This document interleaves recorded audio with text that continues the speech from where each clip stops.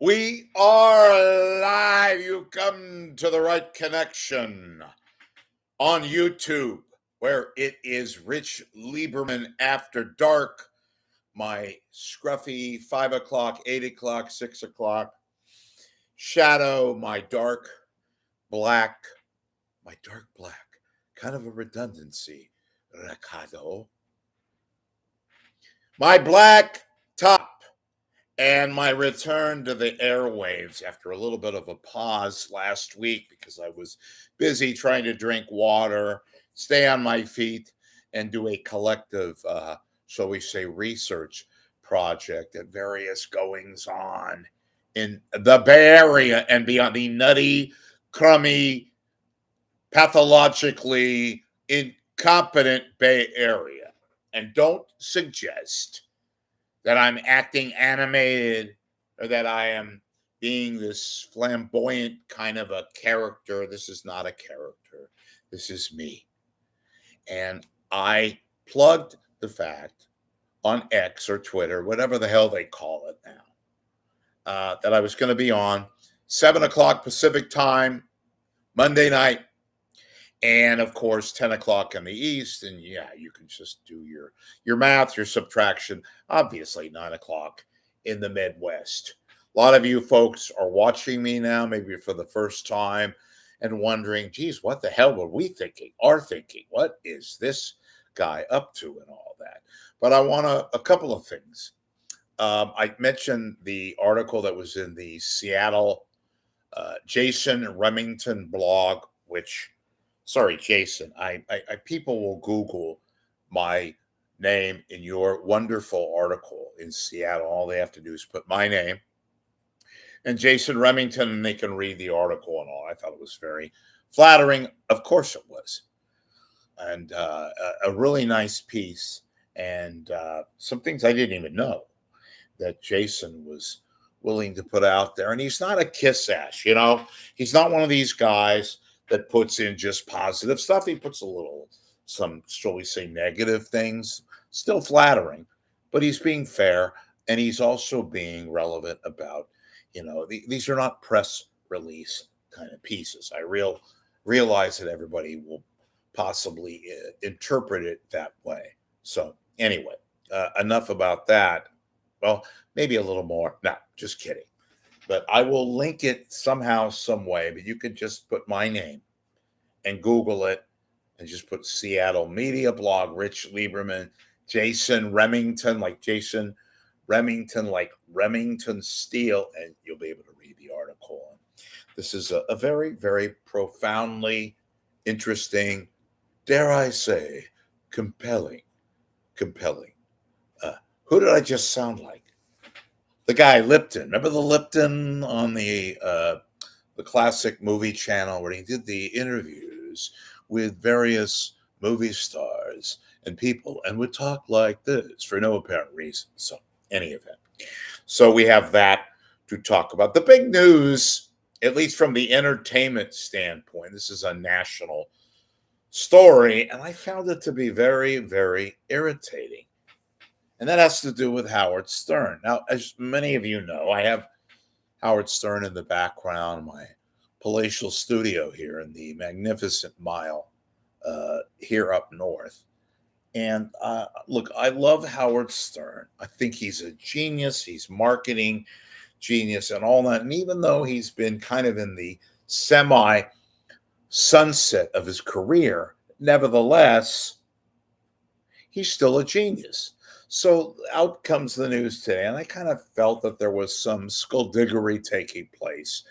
And it turns out that he's been hinting throughout the last few weeks, almost a month now, that he was done at Sirius.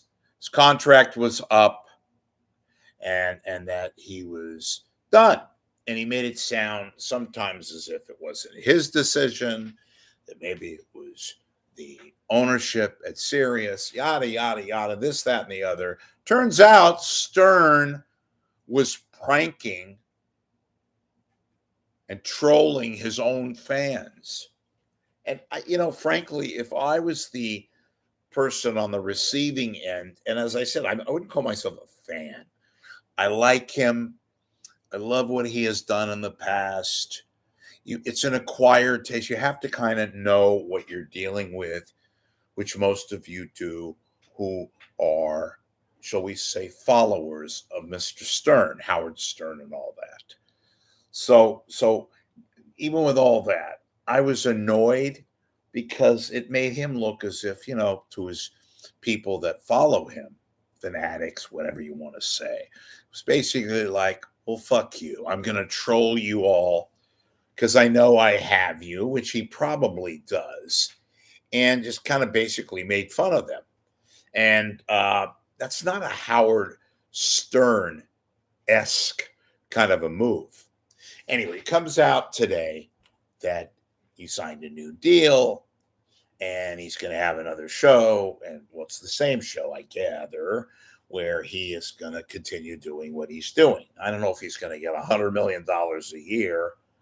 And there's a lot of ambiguity on that anyway. I'm sure he's doing okay. I don't think he's going to show up anytime soon in a Brooklyn soup kitchen.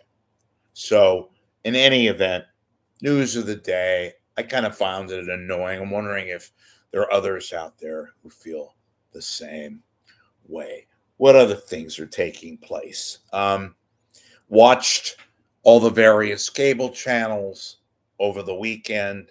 We had the news, of course, today reported by the Wall Street Journal that Trump and this letter was made public, supposedly with regards to him and Epstein, which, by the way, he knew for multiple decades. Was Trump himself taking part in the, shall we say, festivities at Epstein's various mansions and hideaways and all that? I don't know. Why is he so concerned and sensitive? Why is he calling all of this shit a hoax is beyond me.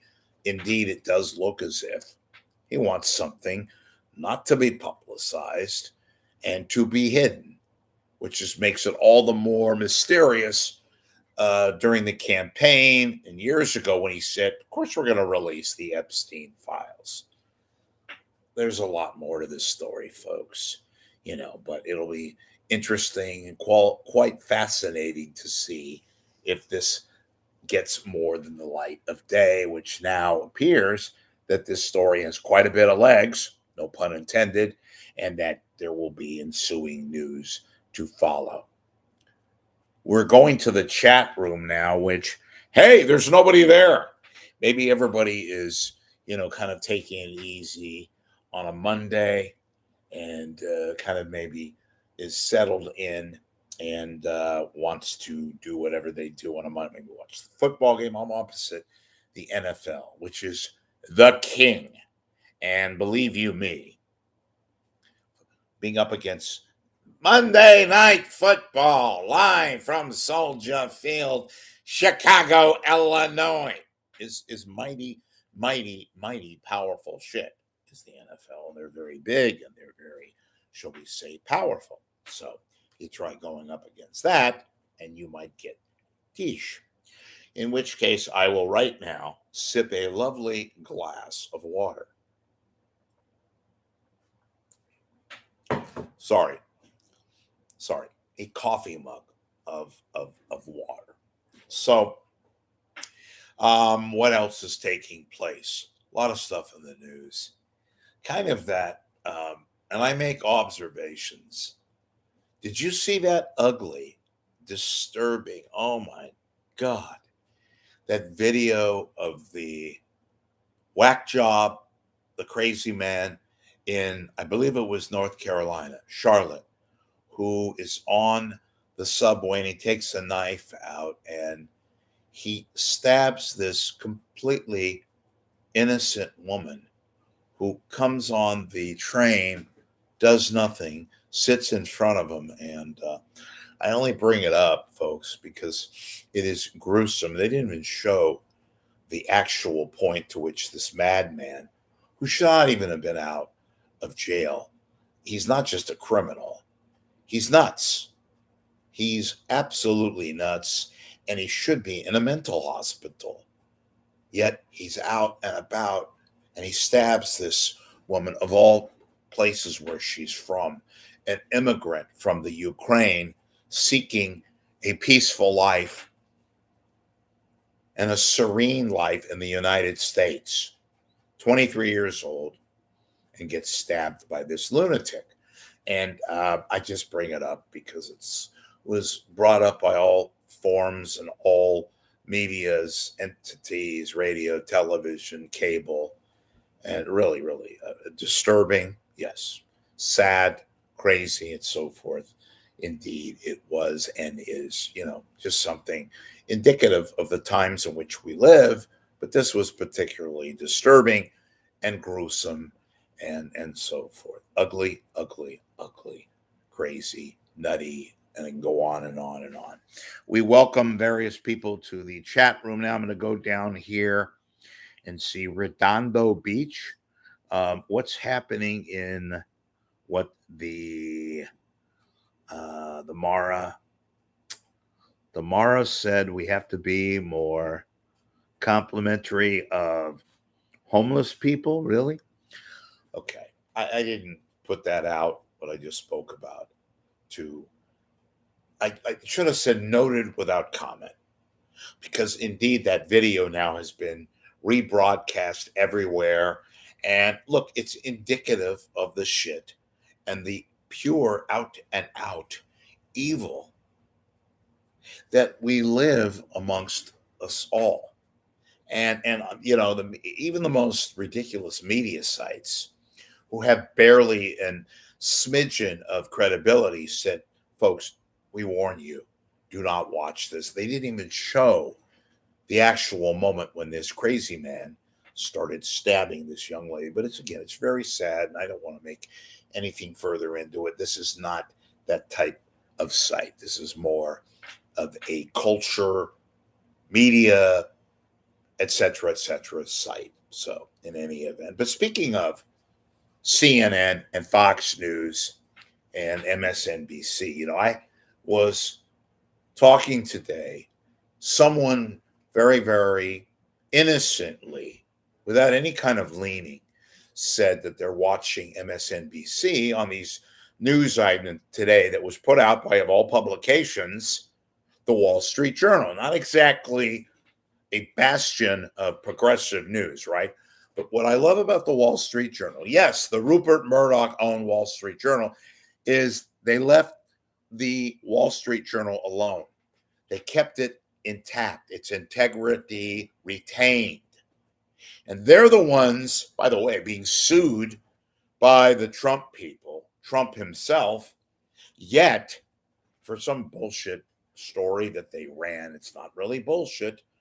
It's what the Trump people and Trump himself think is, malice and all that, which it is not. In any event, it's the Wall Street Journal that put out the stories today with regards to the Epstein, the letter that Trump wrote with a kind of a silhouette, an outline of a obviously woman, and you see breasts, but they're not breasts. It's a what do you call it? An outline. And it has these little underlined things, which are obviously, tits and all that kind of a thing.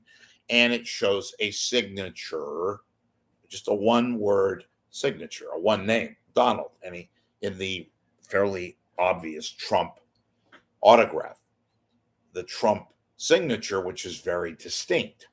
Anyway, he called it a hoax.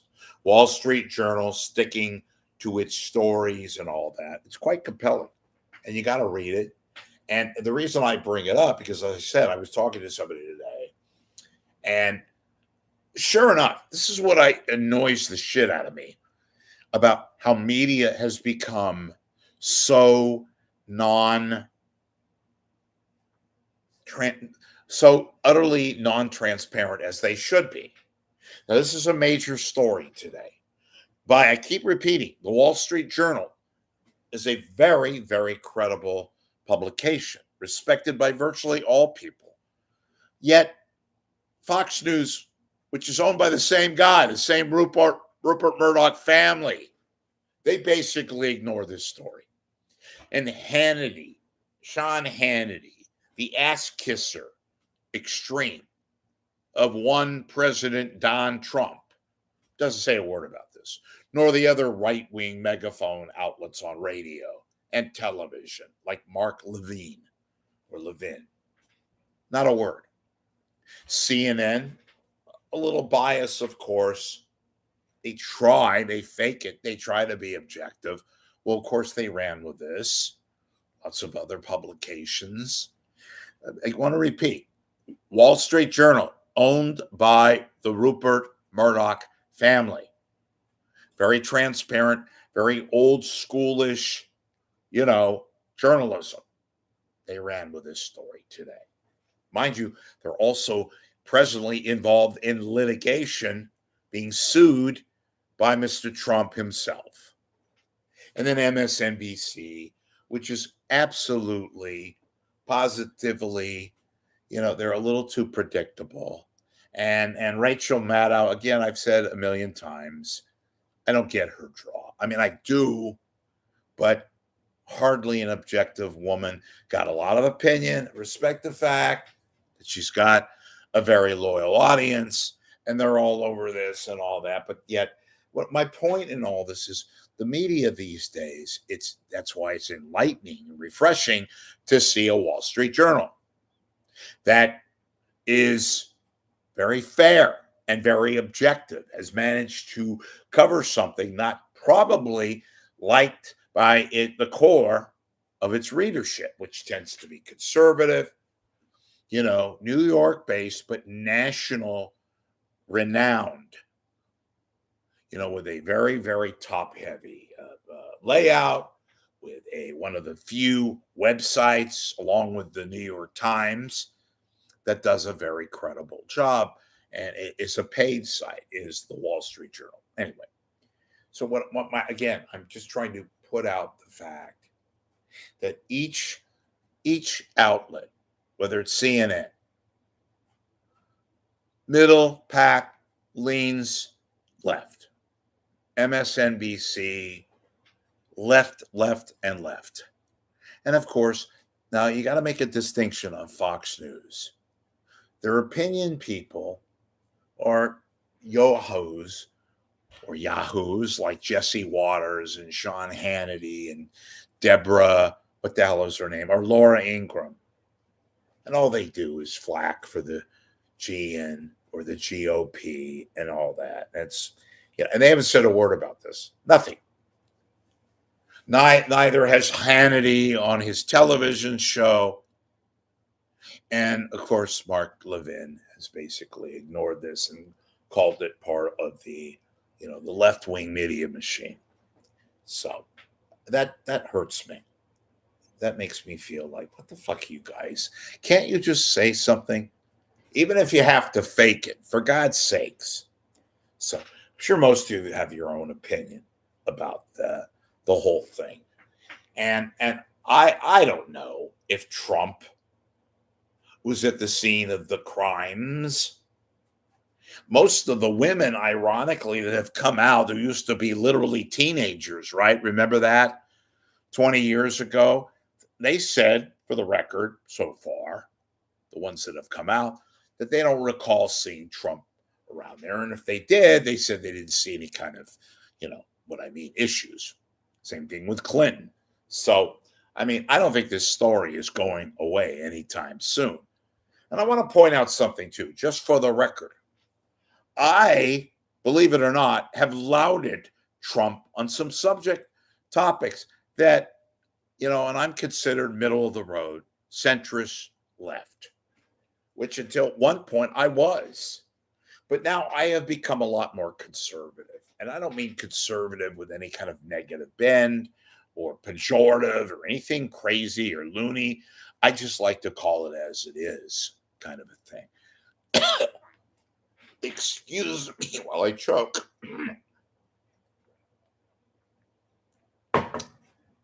It's good to have not a prop of water. But anyway, I don't agree with the Democrats on the Middle East policy. I've been adamantly pro-Israel and with regards to Hamas. And I've said as much. That's an area where I agree with Trump. I'm not going to get into a debate on the Middle East and all that. I have my own biases, and I've said it already. But I'm fair, and in any event, I bring all this up because it was in the news on Monday. So we have that going. Okay. Culture clash. Folks, my first job in media was on the radio at a station in San Francisco at the ripe old age of 19. I used to work at a station which is no longer there. It's physically was the building in which I went to work, literally right across the street from the famous Transamerica Pyramid called K101. K101, FM, music station, kind of middle of the road pack, top 40 on the FM. And I didn't watch on purpose Sunday night the Video Music Awards that were broadcast live from New York, there in Long Island at that new arena. I didn't watch the Video Music Awards. I had no interest in the Video Music Awards. And I've seen Lady Gaga, Gaga. And look, she's very talented and all that. I know she was going to perform from across the Hudson there at where she was performing at Madison Square Garden and all that. My point is some of the artists I've never heard of, and I can't get into the music. And mind you, I'm not exactly a buzzard, and I don't put down this kind of music or that kind of music. I actually like rap, some of it, and I like some country. And I'm a pop music guy. As long as it's good, I don't really give a shit about labels. But my point is, I had no interest in watching the Video Music Awards. I ended up watching the football game, which, by the way, what a game that was, right? But my point is I don't give a shit about this, that, or the other. I just had no interest. I'm wondering if I'm the only one. A chat room, folks. I'm going to acknowledge you, and I apologize if you've been here and I haven't acknowledged you. So I'm going to go over here and see. Let's see. Redondo Beach. We got Heyo. Is that the one and only somebody Barry Sheck? That's your username. And I believe Barry Sheck was the where do I know that name? Okay, yeah, it was one of the lawyers defending OJ. And I believe wasn't he he was the DNA specialist. Am I right, Barry Sheck? Do I have it right? Let's see. When will Oakland get a real mayor? From the super chat line. Well, they elected Barbara Lee, the former congresswoman. Look, I don't know. It's a sad situation. And they're referring to us as the mini Chicago because there's violence. And, I live here. I haven't had any issues, but I know about the crime. And, there's a lot of shit taking place. And this city is very difficult to govern. I agree with that, which I believe is the inference in your question. So, the last time we had a real mayor was Jerry Brown, the former governor, back about 20 years ago. But look, I don't know what the hell's going on. I stayed away from politics now because you know what? By and large, the American people is fed up with traditional politics, which is one of the reasons why Trump is so damn, and I realize he's not that popular now because of the economy and the stock market and unemployment and, this, that, and the other. But I've stayed away from politics because politics is just, I'm not into the whole Dems are good, Republicans bad, Republicans good, Dems bad. Fuck that shit. People are fed up with conventional politics. Which again is why Trump resonating with a lot of people because they regarded him, and I say past tense because I don't know what the hell's going on now, as somebody who's not a traditional politician and says shit that's not factual and it's just kiss ass and, bullshits and all that kind of shit, which is one of the reasons why he was elected and all that. So, okay, I hope I answered your question. What else do we got here? We don't have much because I think a lot of people have not tuned in yet. So, what I may or may not do, depending upon my mood right now, is to take a little bit of a break. And you all can tell people I will be back. I'll be back. Thank you, Governor Schwarzenegger. But we'll see. And I'm competing with a football game. Big fucking deal. Monday Night Football. And now the room, just as I say that, the super chatters start to become more crowded. Now, I do want to talk about Ron Owens and Laura Owens and Jan Black. There is some disturbing news that I haven't even reported on yet. But I will give you a little bit of a tease, a preview, etc. And I'm not doing this in that manner to fuck with you all. I'm just here to tell you what I've been working on in other areas of the domain, etc.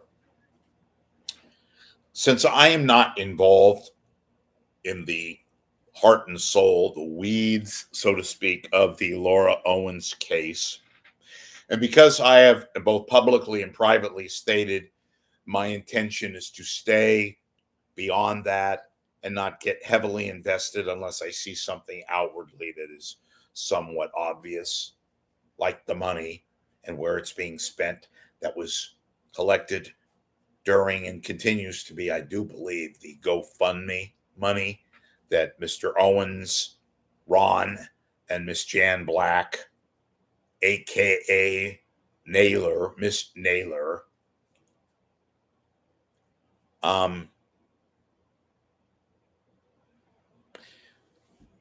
I do believe that there is some possible shit taking place. And I do believe that the Laura Owens and Jan Black element now is somehow related to Ron Owens, but there is a whole lot of gobbledygook taking place within the framework of the money, just where that money is being spent, and the ensuing bankruptcy announcement on the 14th of August. And my continued absolute annoyance / pettiness and ridiculousness that is the Bay Area media, and why they are not looking into this story, at least from that end. Now, I realize that a lot of this story has very, very discernible TMZ-ish, gossipy kind of story ends. The Bachelor, Clayton Deck, Laura Owens, and sex, and fabrication, and allegations, and blowjobs, and all of that. I'm not trying to be funny. It's factual. It's in the case. But the fact that the Chronicle has ignored this. Thank you, whoever somebody, the court of, hi. Is that my good friend? The one and only Lauren Nighty. I love you, Lauren. I know you don't exactly love, but I still love you. But anyway, so the San Francisco media basically is in CYA mode, and they're embarrassed. And now they don't know what the fuck to do. And they have largely ignored this story. And they are only now getting involved because I think they heard, geez, I wonder where, the fact of the GoFundMe money being somehow taken advantage of and used in a manner which was not presented publicly or privately otherwise. Look at the room now. I guess there's an algorithm out there that has to do with me talking about Laura and all that, which, in any event, all right, I'm just going to come out for you guys who have really followed this, whether it's Laura, my friend Dave Neal, and those of you who have seen me, God forbid, as somebody who has no, as they say, dog in the fight. And I've continued to wonder out loud as to how this shit has taken on a new element, has taken on many different paths where you shake your head. And I do believe, and I have no way of proving this, and nor am I trying to prove it, I just think that Laura Owens is Meshuggah. That's a Yiddish word for, maybe something involving meds, maybe, just an opinion. Lawyers beware. Just an opinion. I have a right to an opinion. And the mysterious silence about the case with regards to, yes, their daughter, whom they are trying to obviously protect. I don't mean protect like lies. They think they're more supportive and more of the opinion that, hey, look, we've got to do what we got to do, kind of thing. And I think they themselves are shocked. I have made inferences, folks, about elder abuse and trying to figure out just where the money is being spent. And yeah, it's fairly fucking obvious now that that money, at least a good portion of it, is used to be paying lawyers, which would not be such a horrific thing to admit. Yet, all along, the people in the Bay Area and beyond were led to believe that Ron Owens was facing obstacles in life, his curious, vague words, and Jan never ever mentioning the fact about what is taking place and what has been happening for the better part of 2.5 years.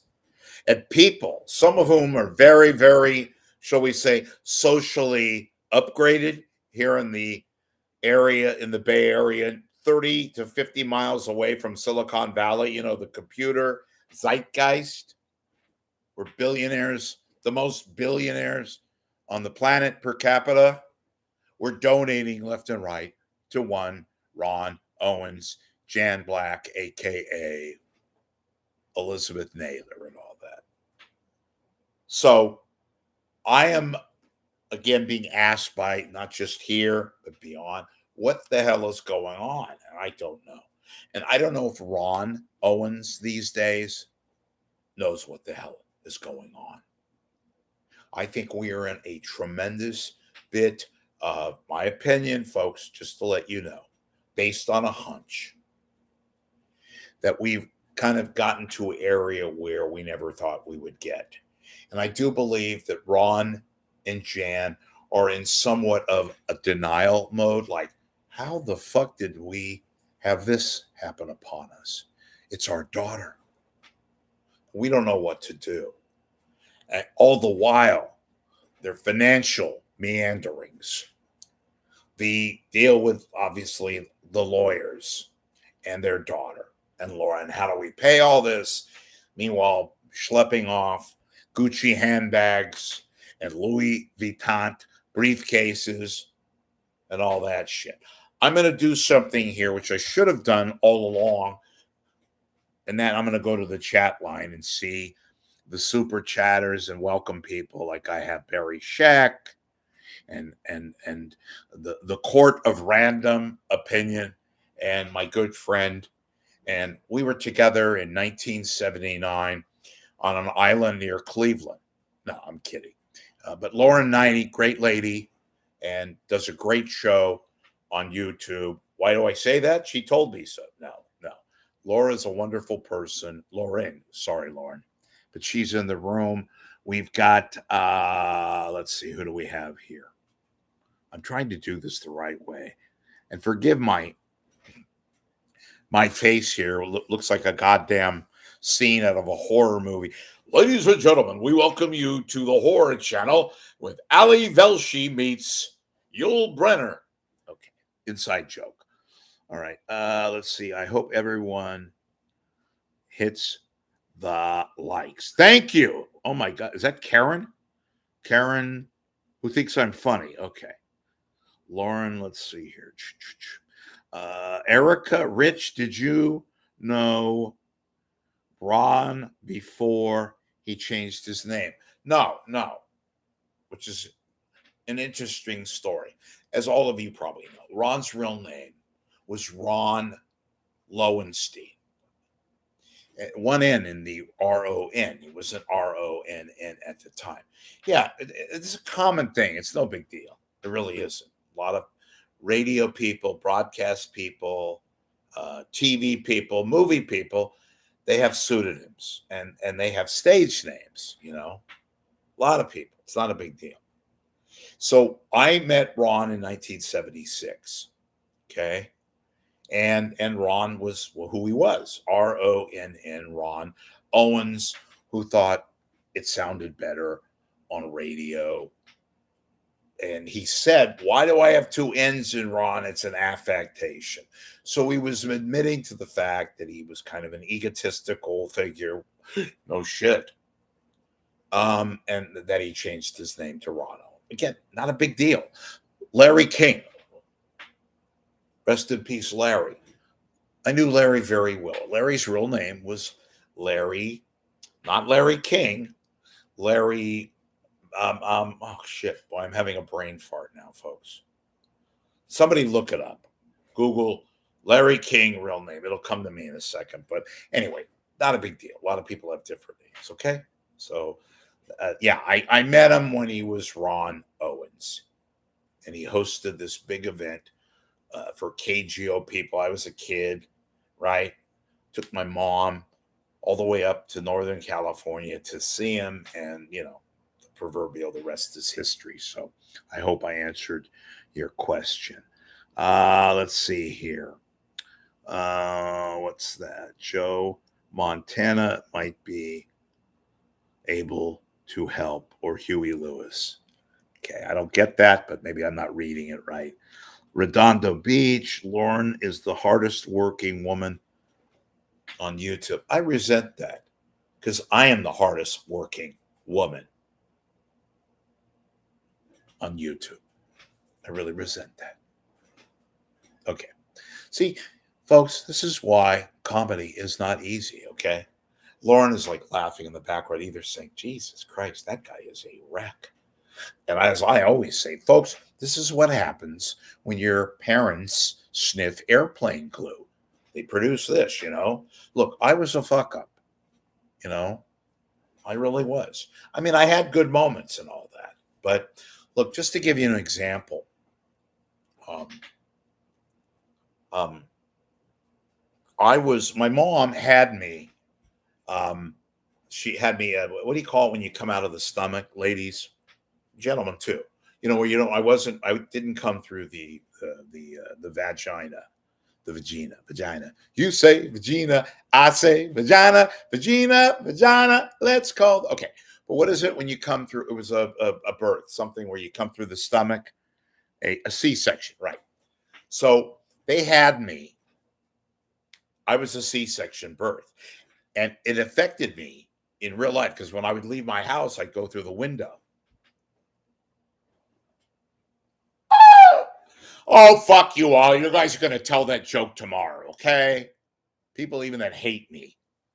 And as long as I got a full house. By the way, YouTubers.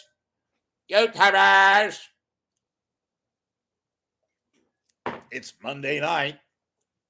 God, we have a full house now. All right. Thanks for showing up. I thought I was about ready to call it and come back later and all that. But now you're all here. And now I'm making a spectacle of myself and proving once again, as I said, this is kind of like it in a game of hide and go seek. I'm kind of a, somebody liked that joke, the line about C-section. Okay. I was really fucked up today. Here's another one. I hurt my body. The left side of my body is completely fucked up. Now I'm all right.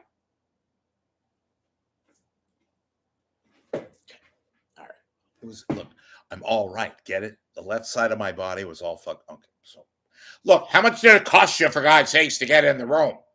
That kind of a thing. Okay, so what else we got here?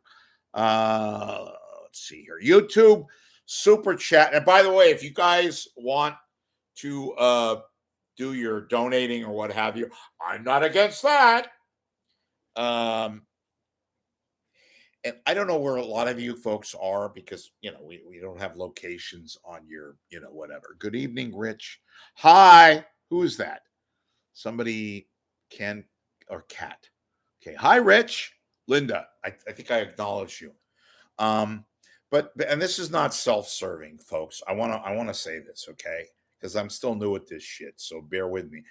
You guys to come in here, and women, you know what I mean, and to come in a semi sort of a weird way support me because you either like me or you like myself. You have no lives, but other than that, no, I mean this sincerely. I really appreciate you guys coming here, but I'm not, and I think that's why I'm starting to resonate. And some of you read the article that there was a big to do article in like a big publication in Seattle. Somebody told me today, by the way, off subject. Clean your lens, clean your lens. Look, folks, I have a camera. I have a nice setup, which thank you to a sponsor and all that. But really, it takes a lot for me to, what the fuck are they talking about? Clean my lens. Anyway, so I cleaned my lens today. So what was I talking about? Oh, I wanted to thank you all for coming here. And I don't mean giving you guys fucking lip service. I mean, I really appreciate that. Somebody accused me of trying to get dates here. And look, while I am an attractive woman, and while I do put out a certain vibe of love and tenderness and all that, and the fact that I exude confidence and sexiness and all that stuff, I'm just not ready for it yet. I love that. And I'm everything in that regard. I'm a man. I'm a woman. But I've been referred to as, folks, and not in the pejorative, as a male lesbian. And I think that's why, or this is why, that is evident. Because I have dated many women long, long ago. I don't date anymore because most women have vision. And when they see me for the first time, their reaction is, ah, ah. That was my mom. When I went to go see a shrink many a times, they always told me with sort of a unanimity, Rich, maybe life isn't worth living after all. So that's my life.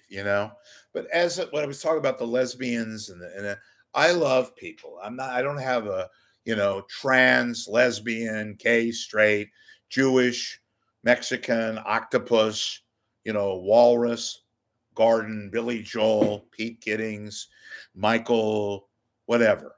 I am not a biased person. I'm pretty much, you are who you are. Okay. Lesbians like me because they realize that I'm not a threat to them. I have met many women when I was dating who were heterosexual women, and upon meeting me and going out with me, they then the next day became lesbians. Now, I can't point to any scientific research. I am a chronically argumentative, pain in the ass Jewish guy. Let me make sure I'm still Jewish.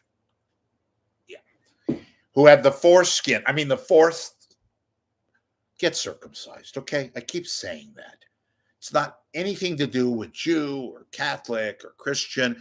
Get circumcised. It's the proper thing to do. But anyway, back to my relationships. I like the fact that you're all here. You're with me.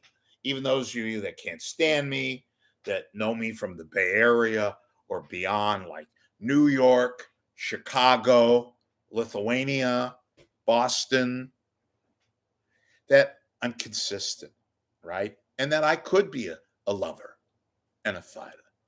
Remember that? Michael, you're not a lover, you're a fighter. But I could be, I'm consistent. And I've always tried to be, and I know a lot of you think, just shut the fuck up. Don't be so comedic. Just get on with it. Why we're here, you want to talk about Laura and Ron and all that. No, I do. What else can I say? There's a lot more to say, and I'm working on elements to this story, and largely media related. I did know Ron, and I do know lesser extent Jan Black, but they were a very compelling couple in the Bay Area. And I met Ron when he met Jan. And, I can't imagine what he's going through. and I don't even know this day and age, and I hope to God I'm somewhat wrong, that Ron may not know what the hell is going on this day and age himself. It's not like them to be silent and to continue to be mysteriously silent. So I think this whole thing with Laura has petrified them. And I think that they have gone down into the denial mode because their parents. It was asked to me, well, don't you think that they would basically tell their daughter if they knew that she was in the wrong, that they would tell her to be straightforward and to tell the truth and all that? Folks, absolutely. But the fact that it's gotten this far leads me to believe that they either have a very stubborn daughter who is in her own world, thinking about things that have taken place that she may believe are true. And I know the accusations are quite turbulent, and there's a lot there. And these lawyers that have come about, and just the out and out crazy allegations. And it involves The Bachelor. And I know a lot of women and a lot of men, and Dave Neal, and speaking of Lauren Knighty and all that, have grown to really, really be fascinated in a way by this story. And I have, again, folks, I'm catching up by virtue of the fact on the media end of it, but that I have tried to be as informed as many of you already are and all that. So you're going to have to bear with me, but I've made some standardized kind of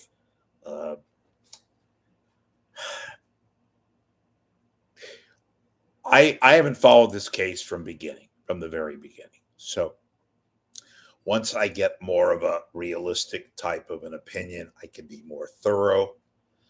Now I'm just trying to see how far and bullshitting this local press here. Mind you, the fifth largest market, maybe the seventh. Anyway, a top 10 market, the San Francisco, Oakland, San Jose, I think it's San Francisco, Oakland, Bay Area. I think San Jose has its own media ranking now. And I will continue to say this. It is out and out journalistic malpractice that the San Francisco press has ignored this.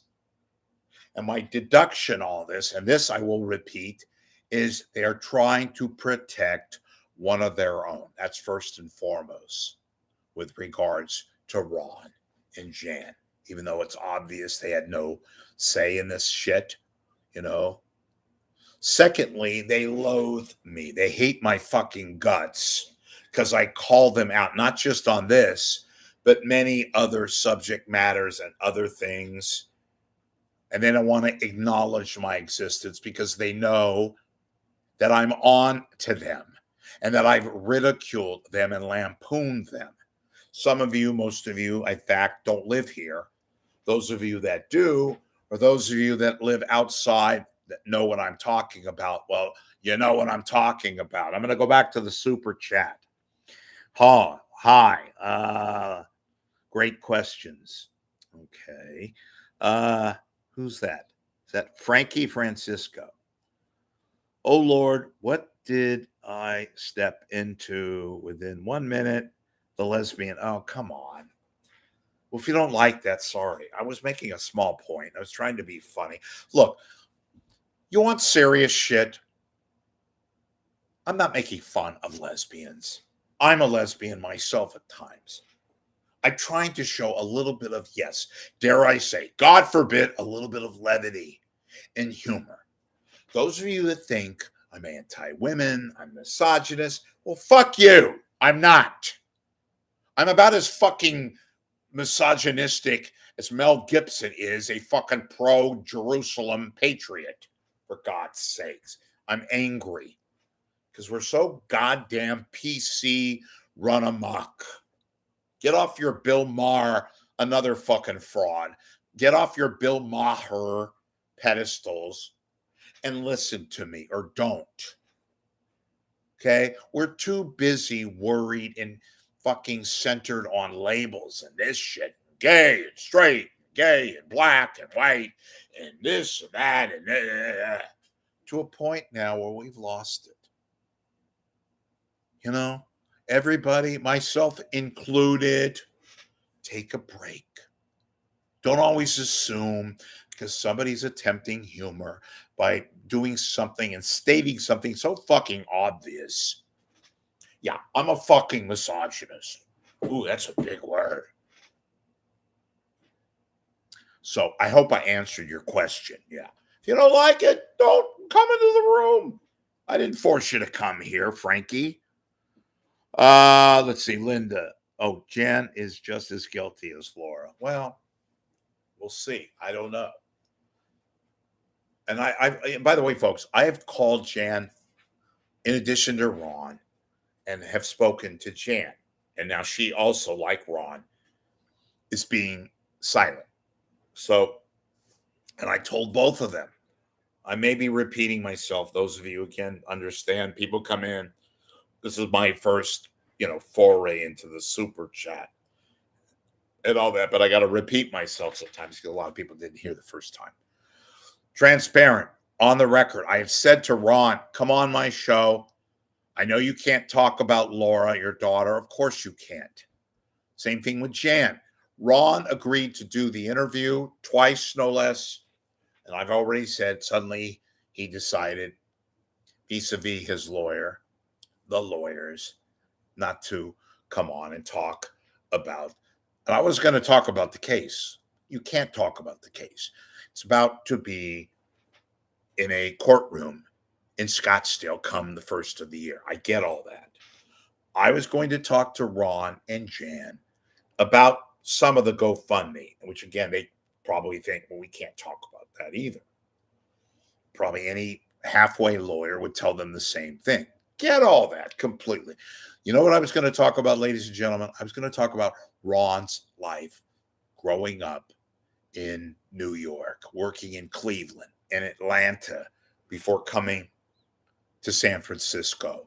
His life as a radio pioneer. Jan Black, not as, shall we say, engrossed as Ron, but nevertheless talking about both of their lives. At the very least, taking the onus of the subject matter off of Laura. Keep repeating this to folks. Remember, their parents, their daughter, that's their daughter. And they can't speak about that because, again, it's in the hands of the legal arena. So I get all that. And Ron, I respect the fact that he told me that he can't come on. He changed his mind. The lawyers got to him, and that's fine. I get it. I have no issues in that regard. What am I going to do? Scream and yell at him? But he and Jan have become conspicuously silent ever since the bankruptcy, the GoFundMe money, and all the online speculation, which is me. And I'm not being accusatory towards Ron. I'm thinking out loud. I'm agreeing with many of you who has no dog in the fight and says, well, where the fuck is this money going? Where? If it's not going there, why do they need 100 and which is now what 135, 140,000, whatever it is? They had $2.3 million of debt in the bankruptcy filings, which is disclosed in all these papers. So, okay. One of my things that I brought up, my story there now. Let's see. Do any local stations still even subscribe to the book? You have the book in the quotations. Let's see. Rich, I'll try to answer that, but I don't know where you're coming from. I'm not trying to dish you, whoever. I just don't know. Rich, what do you do during the day? I pretty much lay in the back, look at my mirror, and scream, my God, you are fucked up. I just do normal things. I prepare for this show. Those people say they prepare. They're bullshit. They prepare. It's a fucking YouTube show. And I'm not putting down YouTube, obviously. I'm honored to be here. I read a lot. I go outside in the neighborhood and check on my parole officer to make sure that he's okay. and with the coffee and all that. And I make sure all my other sisters are around and about. No, what do? I like anybody else. I walk, I prepare for the show, or I try to investigate certain local stories and national stories. And I somewhat try to do a halfway decent job here. Now, look, a lot of my shit is on the run. I don't apologize for that when I say on the run. I don't know half the time what I'm going to say within 10 minutes of the show itself. Now, I haven't done an after dark in a while. Again, folks, anybody out there knowing I have like this fucking itch and it won't go away. And I think a lot of it is the fact that, excuse me, I got water time.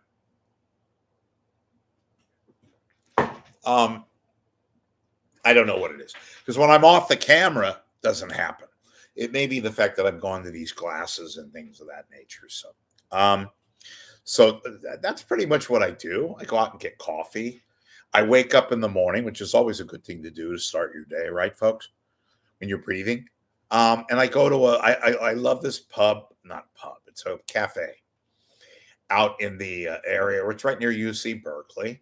And I look at people and I look at women who will give me the look like, not again, not your lucky day. Do you know what you have? You don't get me at all. I have a boyfriend. I'm a star, dancing and they basically look at me like, And I always was of the opinion, women, ladies, sisters, fellow lesbians. All right, I'll redact that, okay? Oh, don't talk about lesbians, you're making. I was always taught and this is what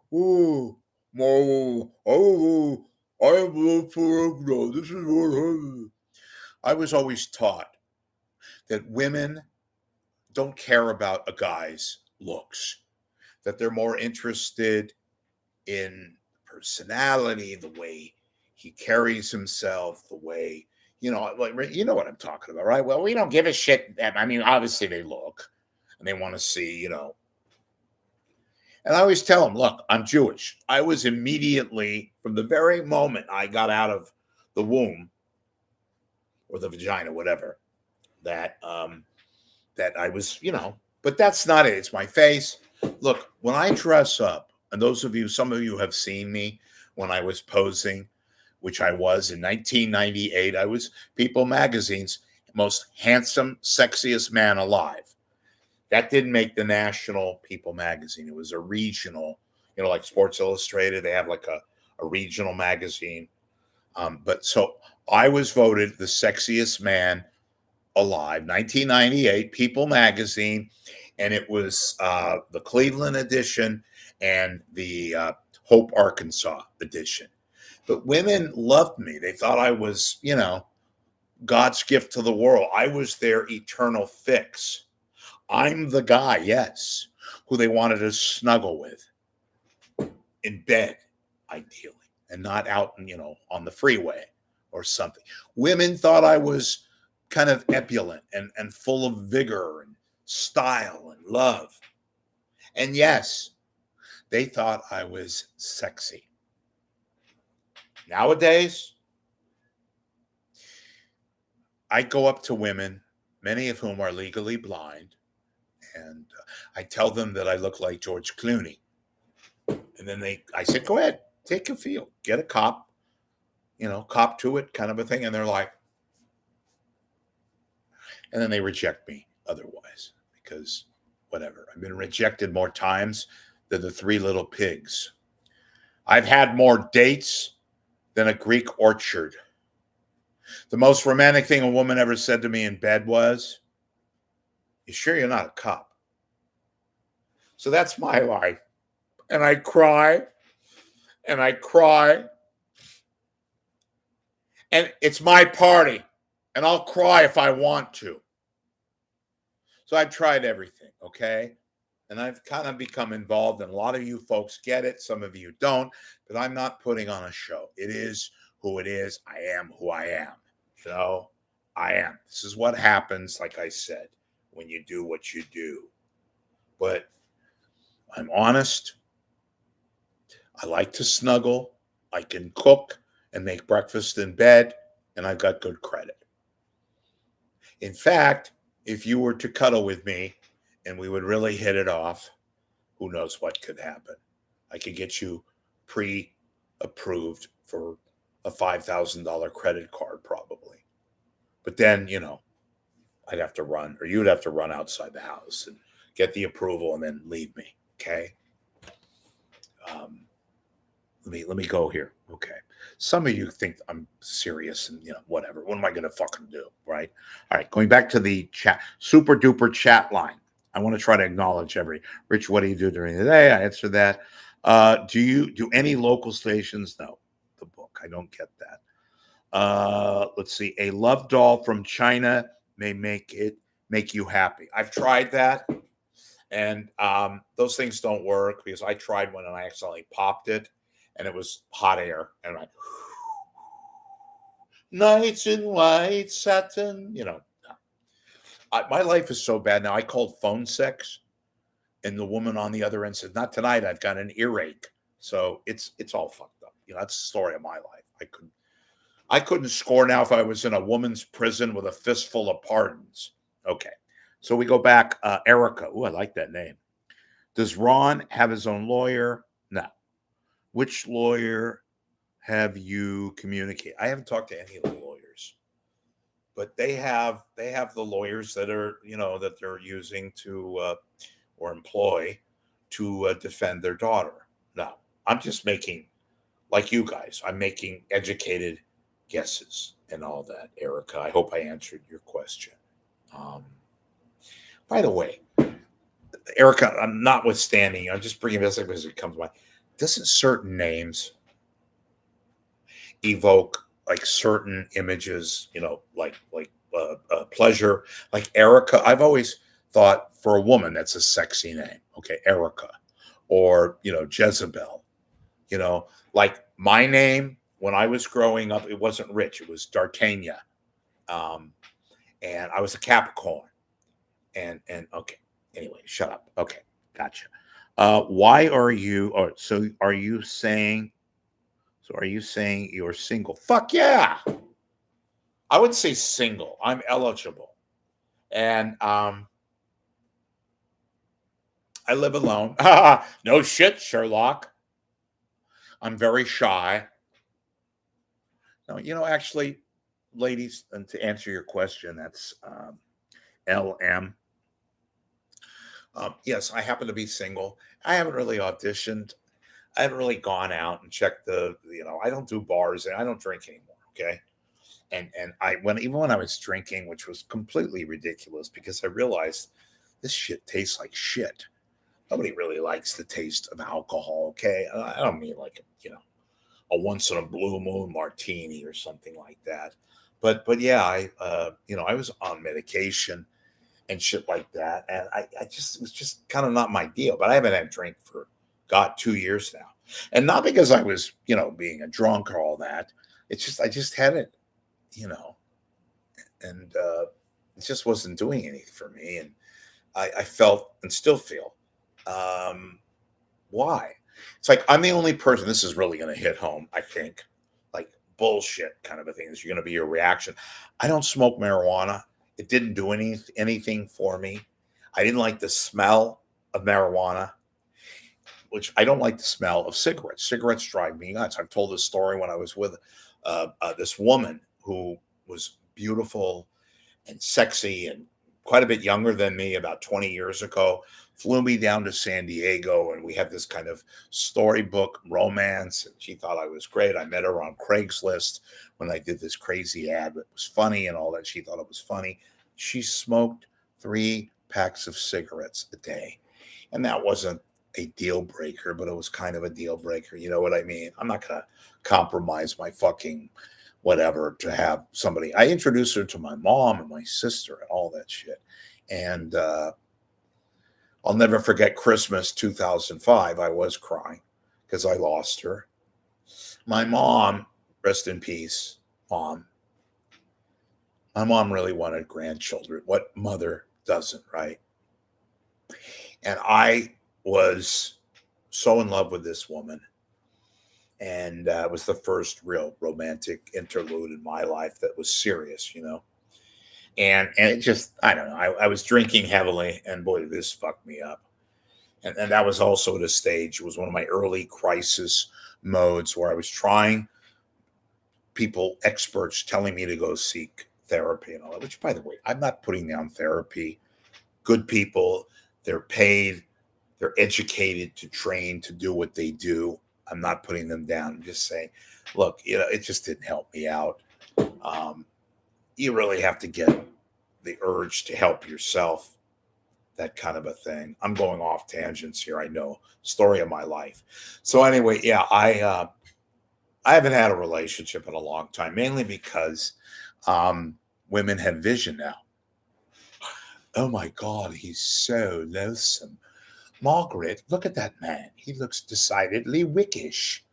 I don't know what we're going to do. I mean, if he had a little hair, if he was a little less bony and not less phony, I'd go up and talk to him.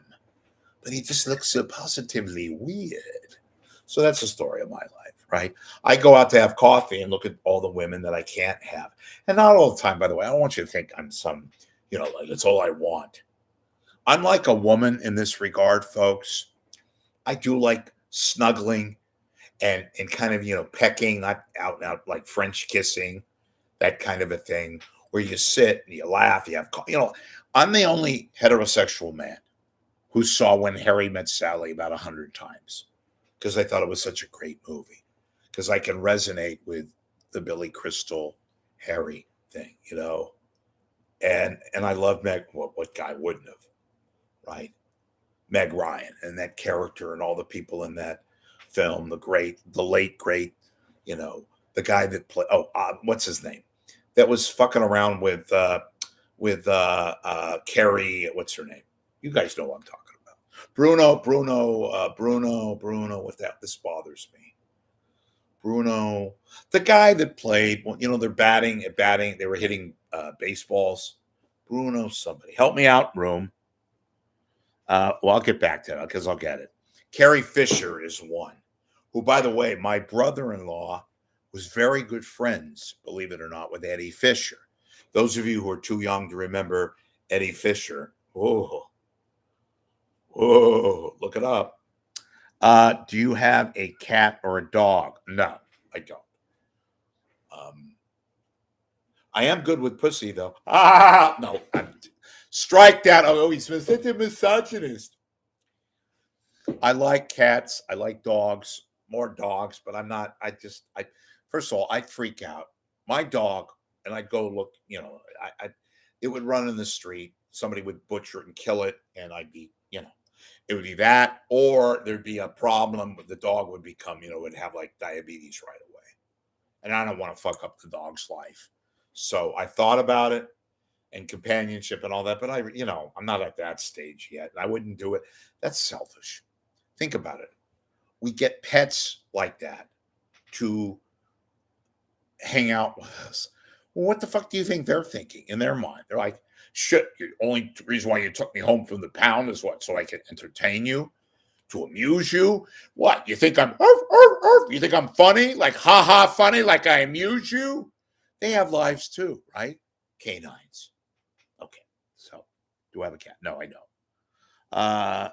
Well, we hope you find someone to make you happy, Rich. That's from, is that Rinka or Erica or Winka? Winky Dink? Frankie Francisco. Look at all the street junkies with dogs. It's abhorrent. Well, I'm not going to admit that, but yeah, I don't know.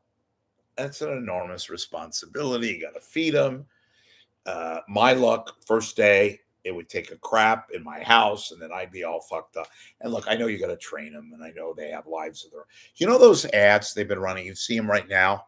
They show this like fucking gold platter dog food. It's like probably $500 for like a little pouch. The farmer's dog, I think, is the product. They're good luck getting this as a client. I don't care. But they show the food and the little dog, he's kind of he doesn't want the shitty Purina crap or that dried dog food shit. I love that hat. And somebody just, oh, you probably want to go eat it. No, I don't want to eat it. Okay. But it's a great app. It looks like positively divine food, fit for a dog, and that kind of a thing. But yeah, let's see. Bruno Kirby. Thank you, Bruno Kirby. And that was Linda in the super chat room or the chat room or whatever, the super chat. Linda, thank you very much. Bruno Kirby and Carrie Fisher. And God, they're both dead. And what's her name? Billy Crystal, obviously alive. Meg Ryan does not look anything like Meg Ryan. I'm not talking about the fact that was 30, what was it, about 30 years ago already? 1990. I think it was 89. So 89, 11 is good, Rich. You could add 11 and 20. So that's like 36 years ago. And remember, she was about 30 in the movie and all that. But and by the way, a trivia question, and this has often been asked. So quickly, and no Google now. This is fairly easy. In that movie, the famous the orgasm scene with Sally, when they're in the deli. Immediately after that, they go to the other table where that woman who looks like she's in her late 50s, 60s at the time, she very, very famously says, I'll have what she's having. All right, quickly, who is that woman? Who is that woman? It's a very, very, very popular trivia question at the time, and still the infamous or great scene. I thought it was like, okay, Harry. Who is that? That somebody got it here. Let's see. Rob Reiner's mom. That's by, what is this? Gemma Grita, whatever.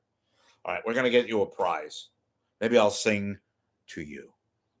Gemma, let's see. Yeah, it's please interview Laura's former neighbors in the area. Geez, do I have to? Yeah, that was Rob Reiner's mother who did that incredibly. It's this one scene, right? It's one little thing. I don't think I'm going to interview. Why would I want to interview them unless they're an integral part of this? I think she's just kind of had a screw loose, maybe, or something of that nature. I'm giving a complete layman's kind of an opinion here. All right, as long as we're asking or answering questions, if you guys have any questions, my life is an open book. So from the time when I was born to I've had to interview, and being serious now, but I've interviewed a lot of people. Well, probably very, very good amount of it. I interviewed, and this is all serious now. You can all look it up. I interviewed Gloria Estefan in 1986 when she was, Miami Sound Machine. Interviewed her outside the Gavin Report convention in San Francisco. Got to interview Janet Jackson when she was just emerging on the scene, and what people going up to her saying, "Are you LaToya?" But what have you done for me lately? Yeah. So she was there, and I got to interview her.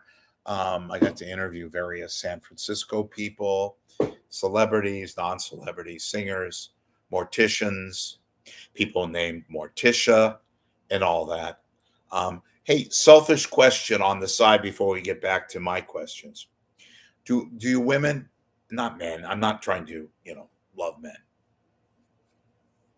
Maybe they love me, but I'm not interested. Sorry, men. I like skirts and vaginas, just my way of thinking.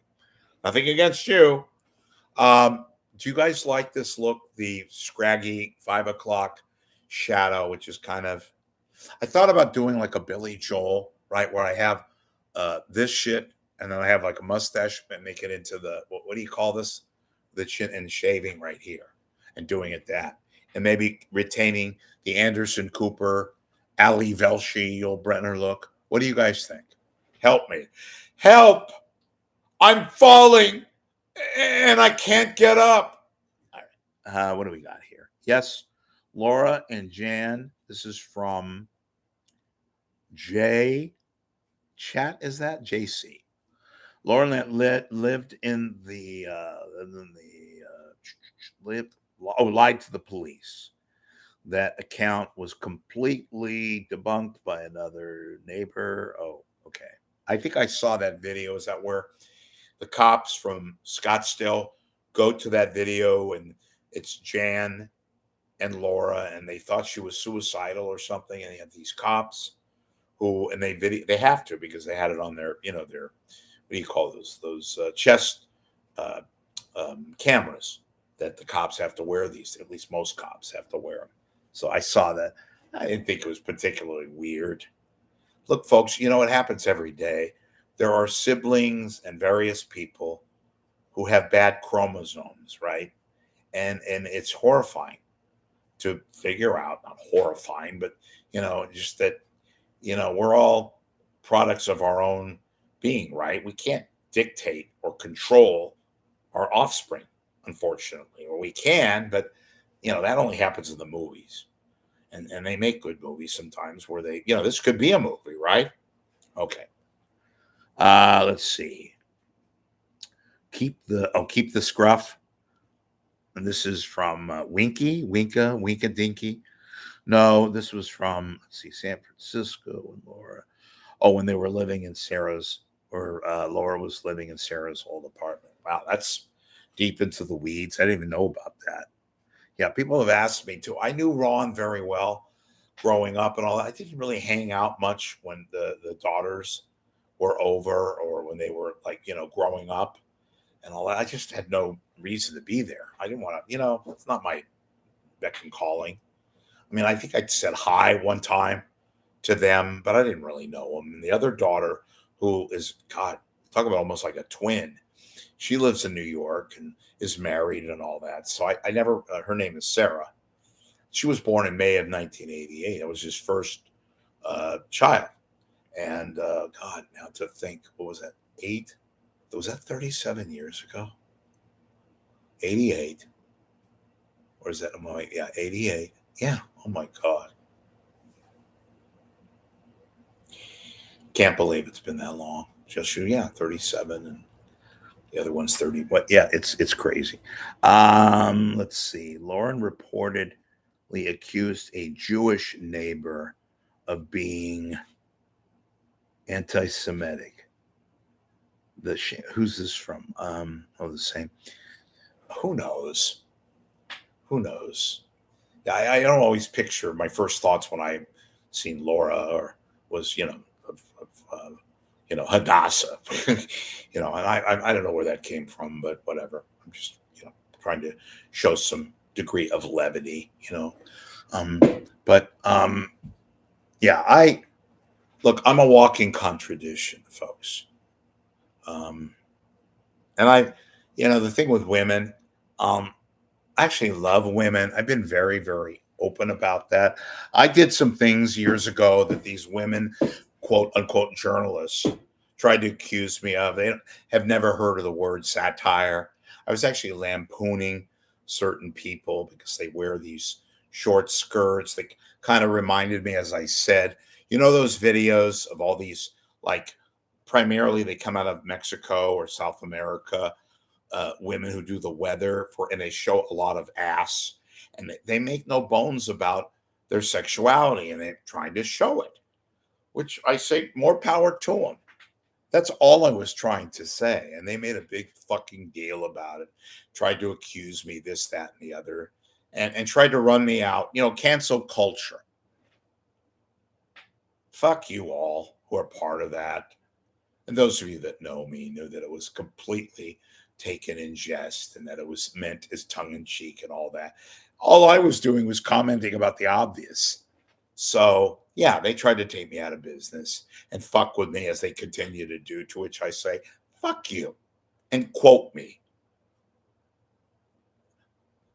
When you accuse me, of all people, a guy who worked on as a volunteer, the Hillary Rodham Clinton campaigns, then you got issues. Hey, you got far more worrisome people to concentrate and worry about than this fucking guy. If you're going after me, you're defeating one of your own. So be it. Good luck. I'm not going to stop you. I'm still around.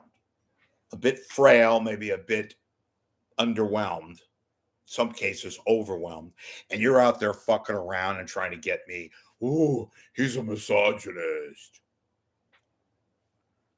Let's see, Rich, do you even like mustard on your sandwiches? Yes, not egg salad. Look, if you put anything other than mustard on a hot dog, like ketchup, you can't do it. Little kids do that. They get away with it. They're little kids. Mayonnaise on a hot dog, you should be deported. ICE should come by, pick you up, and send you to the nearest jail in, wherever, Uganda. You don't put mayonnaise on a fucking hot dog, Why don't you go put peanut butter on a pastrami? That's even worse, for God's sake. So, yeah, I like mayonnaise with eggs, perfect egg salad. It's divine. It's delicious. It's delightful. It's delicious. Na-na-na-na-na. Okay. Rich is having a gay moment. When my name was Bernie, I used to walk around the daffodils in Children's Fairyland. Get it? In Oakland, California. And I would walk by the lake, and I walked up to a guy. His name was Gertrude. And I said, Gertrude, you're so cute. Huh? What do we got here? Again, the room. Welcome to my room. Hello, chatters. I love spicy mustard. Well, darling, I love a spicy mustard myself. Yeah, where do you get that? There's this, what's the famous store where you can buy, they have like 36 different kinds of mustard. Does anybody? Yeah. It's coming to me. It's coming to me. Trader Joe's, is it? Yeah. No, I you know what? A good hot dog, which one day I'll do a little thing on this. It'd be kind of cute. But you have a Chicago dog, which consists of a soggy sesame seed, not a bun, but a roll, kind of like a hoagie roll, that you put a smidgen of water, right? You dabble the roll with water, and then you put it in a microwave. It's the fastest way and the only way. And you take it out where it's got a little bit of steam effect, and then you take a Costco or Casper's kind of a hot dog. You put the hot dog in the roll, and you can put mustard and onions and maybe a little sauerkraut. I'm not crazy about sauerkraut on my hot dog. Once in a while, I'll do it. My mom always used to say, it's good for your ass. It's good for your ass. Get the sauerkraut. Thanks, Mom. That's what I'm always thinking about, my ass when I'm consuming a Chicago dog. In any event, so here's the deal. Chicago dog. Yes. I like yellow traditional mustard. French's mustard. This is Andy Rooney. Why do they call it mustard? Makes it sound as if it could be turd, which has nothing to do with a hot dog. When I'm sitting around the table talking as if I'm Andy Rooney, even though I'm up in heaven, and I have been for the last 10 years, I think of people that put mayonnaise and ketchup on a hot dog. Could be positively revolting. You shouldn't do it. How much do I know? I once went up to Wallace. Yeah, that fucking asshole, Mike Wallace. And I said, Mike, what are you doing? I'm Andy Rooney, and you're not. Okay. Thank you, Andy Rooney lovers and followers. Let's see. Dear Rich, what's your favorite food? Let's see. Normally people probably say pizza. We don't have good pizza around here. We don't. We have, it's not New York pizza, by the way. It's Staten Island pizza and all that. So I like, I like breakfast, like a good couple of poached eggs and rye toast. I like mine burnt. So I tell people, or if I'm not doing it, I like the toast to be toasted 3 times to where it's burnt. And then I put the cream cheese on. I love eggs, I know about the carbohydrate, or what's the thing, that's got a lot of shit that's not good for you. And then I read the next day that eggs are very good for you and all. I love eggs. That kind of a style of food. I like eggs poached as a singular kind of a food. You know, I like a good burger. Like a good, um, but I don't like the traditional burger. Where they fry it I like the barbecue-y kind of a smell and texture and all that. And you put it on a French roll, and you get the big beef steak, tomato. You cut it in half, and you bury it in some olive oil, and you get a red onion, and you get that, and just a smidgen of like lettuce, no condiments on. Which one time when I was a little kid, I thought it was no condoms on the burger. So I always thought of like rubbers on a burger. What do I do?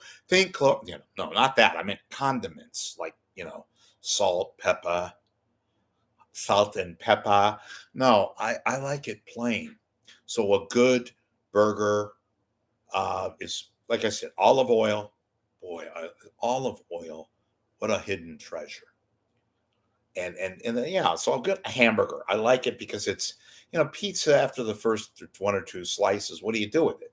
You put it in the refrigerator, and the next day, cold pizza, you microwave it. So I don't like shit and it's also very, very fattening, right?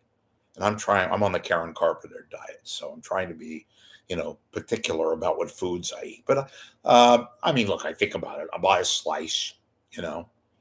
Um, so I like a good burger. A burger, folks. I like, believe it or not, I like a good, like a little bowl, not a little, but macaroni and cheese. And I realize it's carb central.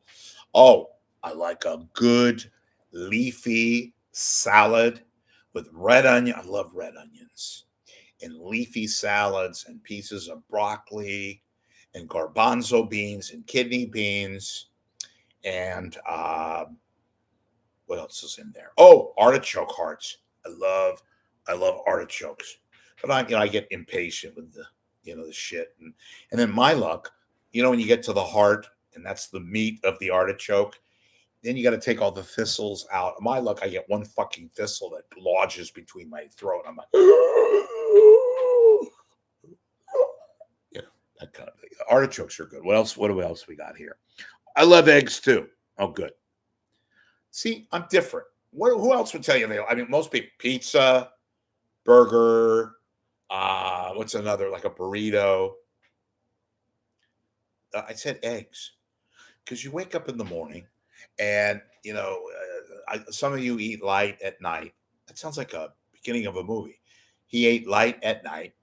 Um, and you're hungry when you get up and you like what? A good cup of coffee.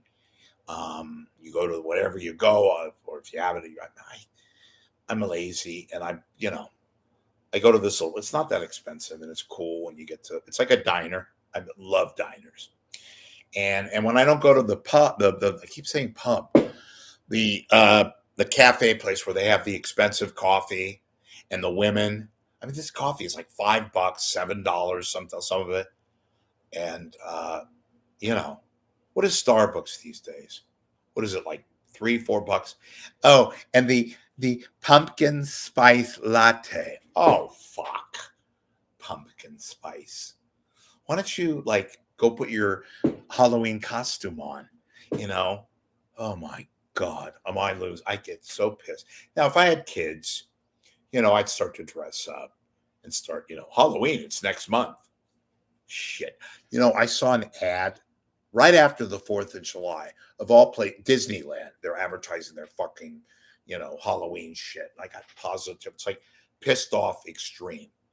Fucking get it right to the 4th of July. And now I hear about fucking Halloween, October already. Might as well, let's talk about Thanksgiving recipes and Christmas. What are you doing for Christmas? Hell, let's just not stop there. Let's go straight to January and talk about what our plans are for New Year's Eve. Okay. See, I told you, this is what you get. Let's see. Frankie. Well, no, Freaky, whatever. Frankie. What about, somebody's asking me, this is LM. What about a good burrito? They're all right. Yeah. Folks, I'm never going to be accused of being, look, I like food. Okay. good burrito. It's great. The problem is later on you suffer. You know what I mean? Kind of a thing. It's good. It's fine. But what are burritos now? What are they about? $20? And not the days where, and don't give me the Taco Bell shit. Believe me, Taco Bell. Can't believe how many people really love Taco Bell. And I see a lot of, obviously, Mexican people ordering at Taco Bell. And I'm saying, wait a minute. There's something wrong here. I get it. I know they make the good shit and all that, but they're hardly, it's a different type of philosophy, folks. I'm just giving you what I think, okay? All right, Rich, do you have any good takeout restaurant recommendations? I'd like at least two mics to get a good spot. Trust your what? I can trust your. Well, if I'm giving you restaurant recommendations, you obviously live in the Bay Area, right? So I'll assume that. But I've been to other cities years ago when I was having a real life. Well, San Francisco, there's so many places, but a lot of them have closed. Original Joe's, great hamburger. It's like $23,000 now for a hamburger, but whatever it is, it's good. I like spaghetti and meatballs. Nothing, bolognese shit. I like a good Caesar salad, which they have. There's 8 gazillion Italian restaurants. So I would say Original Joe's. There used to be a lot more of these like really less expensive places that had really good food and all that. But everything now is so fucking expensive. Remember the days pizza when it was like, decent pizza was like $20. I know inflation. Pizzas are now like $35. If you have a family of 4, you got to get a large or even a medium. It's like $30. So I'm not, fucking Robin Leach. Hello, this is Robin Leach, Lifestyles of the Rich and Famous. Tonight we've invaded the home of one and only Rich Lieberman, who will tell us about the fact that today he went to Safeway and bought 5 completely registered boxes of toilet paper. I'm Robin Leach, the Lifestyles of the Rich. Okay, my Robin Leach sucks. I was trying to make a point. And why am I talking like this? And I sound like Larry King. Larry King, tonight, Open Phone America. We're going to start out in Schenectady, New York. Hello. Yeah, Larry, is it true that the Jews run the media? And who do you think will hit 300 next year? Sir, are you alone? Let me guess. You're alone. We go to Overland Park, Kansas. Hello, Larry King live. Yeah, Larry, I think that Jimmy Carter was a bad president. And can you tell me why masturbation is on the rise? Sir, very funny, but you're not a comedian. Goodbye, good luck, and get rid of yourself. Do not call me again. We go to Pembroke, Florida. Hello, Larry King. Yeah, Larry, fuck the Jews. Thank you, sir. You're alone, too. Schenectady, again. Hello, New York City. Larry King, Open Phone America. Okay. Come on. Do I get applause from the Larry King? By the way, his real name, Larry Zeiger. That's what I was trying to think of. Yeah. And one of these days, I'm going to do a broadcast about Larry King. Larry was a nice person to me. Not that he was going to, slap me and obliterate me or anything like that, but I have some really good stories about Larry that he would have told me, Rich, if you're going to talk about me, at least talk and make it sound great, Do I get a little bit of an ovation for my Larry King, folks, in the chat room?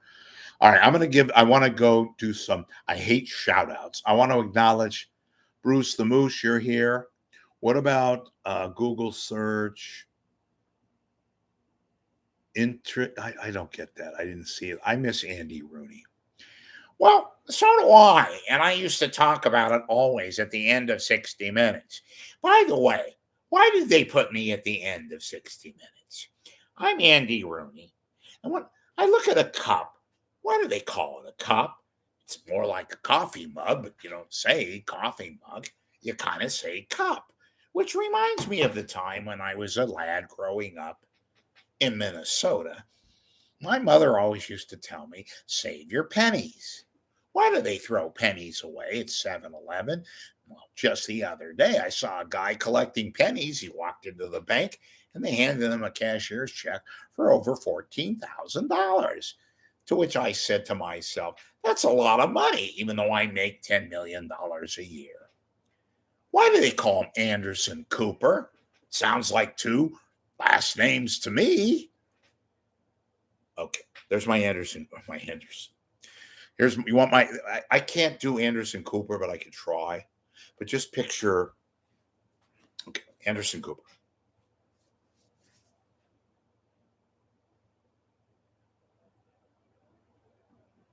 Thank you. That's my Anderson Cooper, and they pay CNN pays him $15 million a year. That doesn't include 60 Minutes, which probably pays him, I'm guessing 10 million. He's not doing that bad. And then I just discovered, somebody told me this, that his late mother, who of course was Gloria Vanderbilt, right? Worth a gazillion dollars, didn't leave him any money. Do you guys know about that? I found that to be, no wonder he only cried a few times and all that, but you don't leave your son any of your estate and all that. Wow, that's pretty disgusting. Let's see. We got Jay Belton. Oh, Cramps in Pleasant Hill. Crumps, or I don't know. Jay also with something pizza. We have, I don't know what that says. What are your thoughts of the House of Prime Rib? Oh my God, are you kidding me? The only problem with that, it's great. Those of you who don't know, House of Prime Rib, it's been around for, like 100 years in San Francisco down on Van Ness. And they make prime rib, obviously. And they have the old fashioned, the shit that's what is it? The yellow stuff, the pudding, what do they call it? Anyway, you get the salad, you get that, and it's phenomenal. I mean, it's delicious. But after a while, you're like, where's it? I'm not good with meat lately. I guess as you get older, right? Once in a blue moon, I'll get a steak, right? But they made, what was great about the House of Prime Rib? Yeah, the meat, they had different cuts. You can get an end cut, you can get whatever. They had a salad, folks, that was fucking orgasmic. It was almost as good as making love in a way. And they'd come over and they'd do the thing, they prepare it and they put it was so good. They had a secret recipe for the dressing and they gave you chilled, repeat this, folks, listen to me, chilled forks for your salad, chilled forks. Eat the next time you have a salad and take a fork and put it in your freezer for, I don't know, 5 minutes. Take that fork out of the freezer. And when you have a salad, use that fork and eat your salad. Oh my God, does it take, and most of the high-end hotels, they'll give you a chilled fork and it's so good. But the salad itself, oh fuck, was House of Prime Rib. Yeah, the prime rib, A plus. And now I think it used to be pretty reasonable. Now it's like, I don't know what it would be, $100. If you take somebody out, it's probably 150, but whatever. Maybe if I meet a woman in my life in the near future, I'll take her out and, we'll circle around Burger King or the Hobbit. Or is it the Habit? I was trying to make a joke. Anyway, not funny. Larry King, Butana, Montana. Hello. Not funny. Okay. What was I going to say? What was I? Oh yeah, the House of Prime Rib. Great place. Fantastic. Let's see. Rich, this is from Frankie Francisco again. 10 times sexier. Yeah, Rich. Yeah. Than Anderson Cooper. Thanks a lot. Yeah. He didn't give a shit. Again, my impression of Anderson Cooper.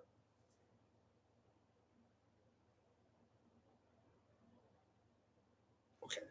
Bruce the Moose, pumpkin spice lattes are nice. Yeah, wonderful. Bruce, I know they're nice. I wasn't like lambasting, but I'm just saying, I want a fucking cup of coffee, Bruce. I want an Americano, fine. Or I have my coffee choice is a cafe au lait, which is kind of stupid because what it is, a cafe au lait, those of you who don't know, it's coffee and they steam the milk and they pour it onto the coffee and they charge you an extra $2. So it's like something that could be had for whatever, $3.95 is now $6.90 or whatever it is. But I like a good hard Pete's kind of coffee with cream, but with the steamed milk and all that kind of things. I'm not, I know a lot of people. I like pumpkin pie. I like pumpkin pie. Or as my friend up in heaven used to say, Julia Child, when we make the pumpkin pie, we spritz it with walnuts and little slivers of other nuts, and then we take the pumpkin and we get the crust and we crush it with lots of cinnamon and texture, and it makes it entirely lovable. Thank you, my Julia Child. You may laugh, and I want money on that one. If you liked it, super chatters, show me the money. Who else gives you impressions, food recommendations, restaurant recommendations, and Laura Owens takes than the one and only Rich here? But whatever. Let's see. Outstanding Annie Root. Well, thank you. Of course it is. Well, and that's from Ember or Amber. Ember Notes. What is it? Outstanding. Amber. Why do they call him Amber? I have no idea. Just like, why do they call a guy who's kind of goofy and sexually agitated as a pervert? Why? The other day I was touching my pennies, which is a lot nicer, I may say, than touching something else, right? And okay, there's a little bonus in Rooney. Somebody's now, let's see, DMing me, which I don't want to see that because it's another troll. Somebody wants to. I just got a text to. Let's see. No, that's not it. Rich, what are you looking for Thanksgiving this year? Probably a house with no people walking around saying, "Excuse me, you have to go back to your cell right now. It's 9:00. It's 9:00 on a sunny day. Or is it it's 9:00 on a Saturday. Regular trips hanging me.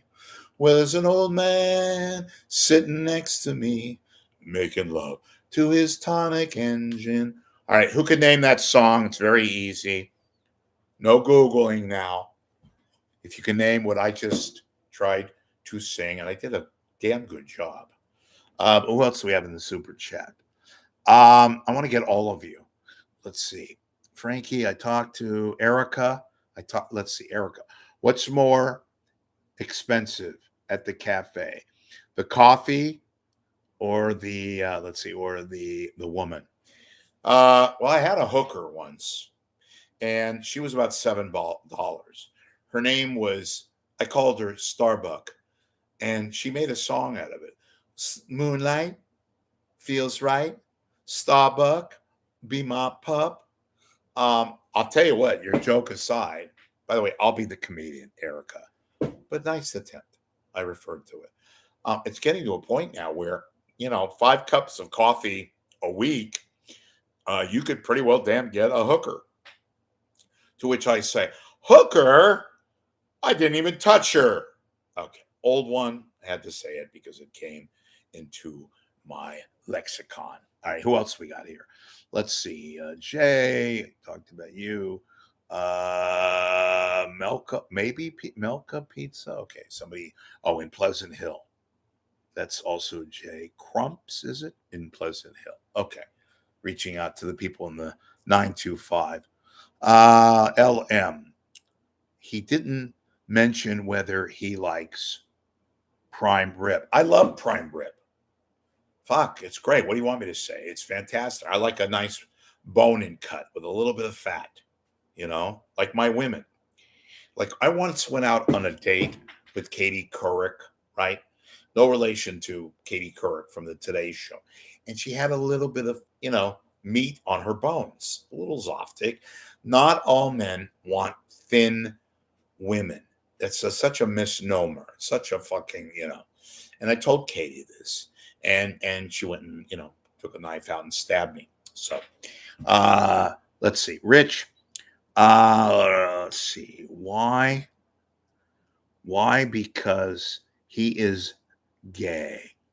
Oh, I'm gay? Oh, Anderson Cooper's gay. Okay. So what? Who cares?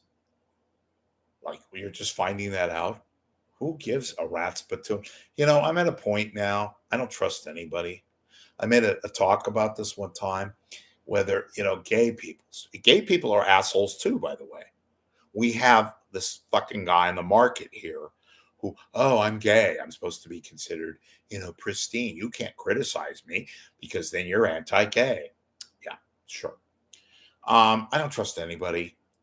Gay, straight, Jew, Christian, black, white, purple, yellow.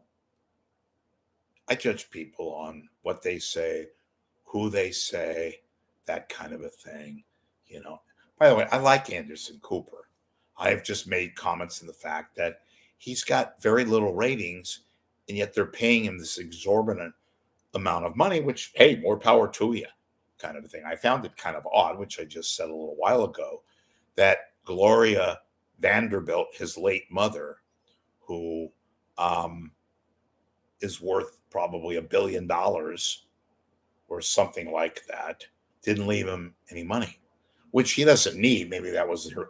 There had to have been some conflict, right? So some of you out there, again, maybe and, let me know about what the deal is on that. Hi, Rich from LM. Let's see. I've talked to you before. What are you doing for Thanksgiving this year? I already said, hopefully I'm going to be in a whatever. You know what? I'm thinking of just getting in a car and grabbing some takeout and bringing it home and watching the Macy's Thanksgiving Day. Oh, by the way, my Macy's Thanksgiving Day parade joke. Okay. Quick impression. I've done this before, but some of you didn't see it.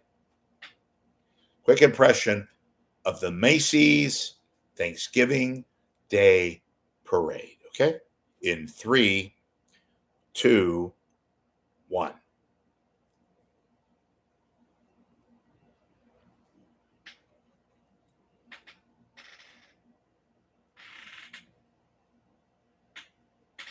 Okay, that's funny. And those of you that don't think it's funny, fuck you. Go to the people who think I'm a misogynist. That's very funny. And there are people laughing now. It's a visual, it's quick, it's fast. You don't get all these stupid people telling long jokes that aren't funny. That's a visual. Okay. You can use that. You don't even have to use my name. And that's a funny fucking joke. What if Scarface was a stand-up comedian? What would it sound like? My name is Tony Montana, and I'm a stand-up comic. But my wife likes to strut around the house naked. She struts around the house naked. Fuck you, that's funny. Fuck you. Fuck you. What if Scarface was a stand-up comedian in Mexico? I was out at a Mexico City cafe, and I saw this woman. And I said, you want to go party with me? I'm Tony Montana. And she said she did not know who I am. And I mutilated her. Fuck you, that's funny. Fuck you. Fuck you. All right, that's my what if Scarface were a stand-up comic. And it is funny. All right, what else we got here? My voice is going again. So let's see. How about Chicago's Hofbrau on Lakeshore? Ching's Hofbrau on Lakeshore for a nice French dip. I go to the place in San Leandro called Harry's Hofbrau. They got, the traditional corned beef and the pastrami and the, what's that stuff called? All right. Peter Falk, Inspector Columbo, going to a Hofbrau and ordering a corned beef sandwich. Inspector Columbo, a.k.a. Peter Falk, ordering a corned beef sandwich. Excuse me, I'm in line here. Pardon me, am I bothering you? Because I know I'm here for one thing. I'd like a nice corned beef sandwich with some sauerkraut on the side. No, please, just rye bread. Am I bothering you? I would like corned beef and some mustard and some sauerkraut. And I want it very, very lean, no fat. But if I'm bothering you, which I could possibly do, if I'm bothering you, I completely apologize. All right, that's my. Thank you. Thank you very much. Thank you very much. Thank you. I'm President Bill Clinton. I did not have sex with that woman, Monica Lewinsky. I'm going to go back to doing what I do best and work for the American people. Excuse me, you in the front line there in the press. What's your name? Your name is Gwendolyn? Yeah, you're a very pretty woman. Maybe I'll get my Secret Service to have you come over and we can talk a little bit about my military spending, if you know what I mean. All right, it's my Bill Clinton. Do we have any requests? Rich. That's is that Judy or Jay? Oh, okay. I got a request here. I do. Any of you know who James Carville is? Super chat, James Carville. Anybody remember Meet the Press? Speaking of Bill Clinton, remember Bill? Anybody? Come on, you all know who James Carville is, right? Bald-headed guy, political advisor, Democratic strategist, right? I'll give you an example of James Carville. Look, Tim, he's talking to Tim Russert on Meet the Press. Tim, the Democrats, of which I used to be a faithful Democrat, are pussies. Trump, he knows what the fuck he's doing. No wonder the Republicans are winning nowadays, because the Dems don't know what the fuck they're doing. This is war. And I'm from Louisiana. Yes, I worked with Bill Clinton. And you know what? Bill Clinton knew how to do a lot of things. He could win. He could do a lot of things, other things, if you know what I mean, too. But more to the point, this is fucking war. And the Democrats are pussies. And the Republicans, of course, they're going to swear by Trump because they know how to fucking win. This is war. Okay, that's my James Carville. Give it up for Rich. Whole neighborhood now is like, what the fuck is going on there? Do you guys like my James Carville? That's good, Rich. I know. Jay. By the way, those of you who say, well, Rich is fantastic. I do weddings, weddings, bar mitzvahs, funerals. If you have, your spouse and you want to. I also do that. I perform in the bedroom. I perform outside the bedroom. I could do restaurants. I'm available. I charge $25 an hour with a 4-hour minimum. And I also get, I want expenses covered, and that can be expensive. So in order to get a hold of me, contact my agent, Swifty Lazar, at P.O. Box 5, Cleveland, Ohio, 60609. I also have a Chicago office too, but I'm available. And remember, folks, if you can't find the love you want, then you pretty much go out and bang somebody else. Let's see here. What do we got here? I want to acknowledge the crowd again. Let's see. Emma, is that Ember? Are you outstanding, Andy Rooney? Again, well, is that maybe it's a guy? I have no idea. Frankie, I've already referred to you. Rich, what are you doing? Thanksgiving. Jay. Okay, is there any women out there really? And I'm not looking for dates. I'm looking for a serious. I'm Yul Brynner. This is what happens when you smoke 5 packs of cigarette a day. Don't smoke. Okay, it's my Yul Brynner. And then, of course, going back in time, an individual that we thought was kind of sleazy and a crook, but I am not a crook. I am Richard Nixon. Yes, there was Watergate. But I presided over the United States, and I made life worth living. And nowadays, I bet you'd love me back, wouldn't you? Tricky Dick to Wolfman Jack. Tricky Dick to Wolfman. Yeah, Dick, we want you back. Okay, that's my Dick Nixon. I'm all over the place, right? But anyway, if you have any requests, like for example, I'm working on this, folks. So this is not a not a done deed. I'm just giving you a kind of a tryout mode, okay? So I bet many of you, well, how can I put this? Not many comedians, other than maybe Dana Carvey, a real comedian, could do Johnny Carson, right? But I have been working on both Johnny and Ed McMahon, right? So I'm going to give you a work in progress of Johnny Carson and Ed McMahon. Hello. Wow, I checked out that wacky site on YouTube with Rich Lieberman, I think is his name, and that is some wild stuff. Like he talks about stuff I was unaware of that. I did not know that. Ha! Ed McMahon. Yes, sir. You are correct, sir. Ha ha ha. Oh, mighty great one. You are never wrong, sir. We love you, Johnny, even though we're both in heaven. Yes. Ha ha ha. You are right, sir. Positively, eternally grateful royalty, sir. You are correct. Okay. See? Okay. What do you think?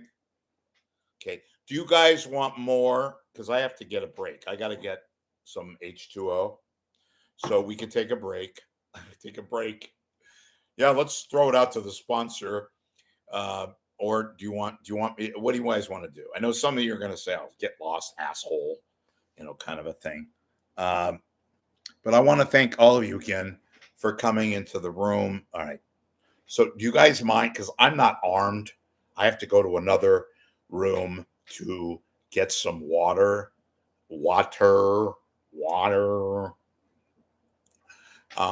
Hands across the water. Was it water? Is that Paul McCartney? Yeah, I think I just made up a lyric. But okay, what do we got here? Somebody just donated $5, I think. Right. Let's see. LOL. No, that's not LOL. It's LM. Could you do James Earl Jones? I could try. I'll try with the most famous line, probably in James Earl Jones. Okay, so I'll try. This is CNN. It's kind of lame. I know. Well, off the top of my head, what do you want? How much did it cost you to get in here? Oh, I sound like Jackie Mason. I'm telling you, Johnny Carson once asked me, "Why didn't you ever get married? You were always single. Why? Were you gay?" No, you liked women. Well, I did like women, Johnny. I never believed in marriage because I thought to myself, why should I give a woman who I love and admire, but I'm not going to give her, if she wants to divorce me, I got to give her half? Why don't I got to give her half? When I was born, they already took half from me. Get it? I'm Jackie Mason. Okay, so I got my Jackie Mason out of the way. Let's see. This is also from Lisa P. Rich, I know the Aliotos. Did you know? I knew Angela very well. Angela helped me out. She was a big sponsor. And I think I scared her off. I loved the Aliotos. And I wasn't around. I was a little kid. I didn't know anything. When Joe Alioto was a mayor in San Francisco, he was often regarded, and still is, as the best mayor in San Francisco. So if you know Angela, would you tell her that I respect her and love her? Not, physically, because that would be kind of, yeah, I knew Angela very well. I didn't know all the Aliotos and all of that. It's a crime that they got rid of one of their lengthy family restaurants in Fisherman's Wharf, Alioto's 8 and all that. So yeah, a little bit. I know Angela fairly well. And again, I think she just put me off her radar for whatever reason. I think I know why, but look, I've said from the outset, folks, my life is an open book. And most of San Francisco hates my ass. They hate my guts. And I've always said, look, I'm no choir boy. I never said I was. Um, and I critique, and I just like anybody else, I have opinions. And worked in that media business when it was actually halfway decent and good. We had some really great people come out of this area. And now I just, I've kind of gone away from that. And I got kind of involved in this Laura Owens thing by virtue of the fact that I was very close to Ron and his life. We used to hang out, and he took me to, places on Union Street, that we'd have breakfast. We go to Giants games, and he took me to Golden Gate Fields, a racetrack. I should have known, but I had no idea. So I was a young, what the fuck did I care? I'm with Ron Owens, right? And so I was sort of involved, and I marveled at some of the people growing up in the Bay Area. We had some great, great people. Not all of them on TV or radio. We had newspaper writers and columnists, and we had people like Dick Bright, orchestra leader, and Buddy Love, and Jerry Nachman, a movie critic for the Chronicle, and he used to write the singles column, and he was a character. And of course, Herb Caen, who was the Mike Royko, the Jimmy Breslin of Mr. San Francisco, they called him, and just a great, great, great writer. Wrote 6 days a week.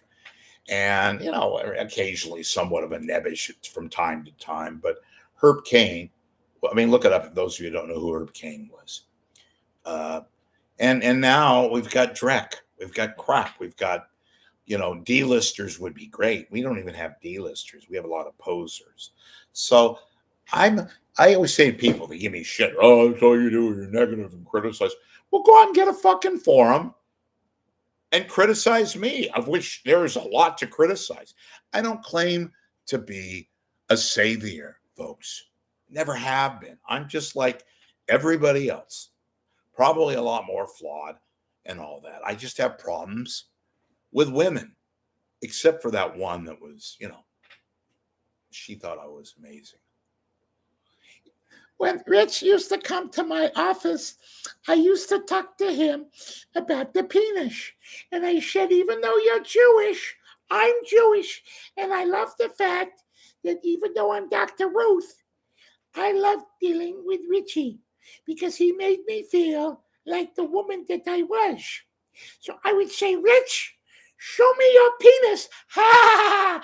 Even though he had a little bit, he looked like a little piece of the hot dog that you get at Costco.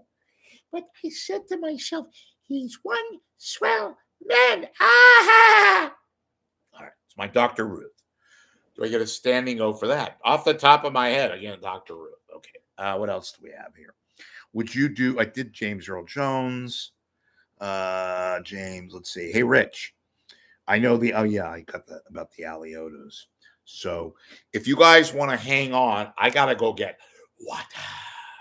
And I'm going to stay on for a little bit more, and then we'll call it a night because my voice is going. And I love you all. And I would suggest those of you, show me the money. Since I'm in, YouTube and the super chat, now that I'm eligible, whatever. I live and die by your contributions. Doesn't have to be a lot. Any amount helps me keep my coffee fund going, keeps my sexual activity in line. And when I do pick up the pictures that I stare at,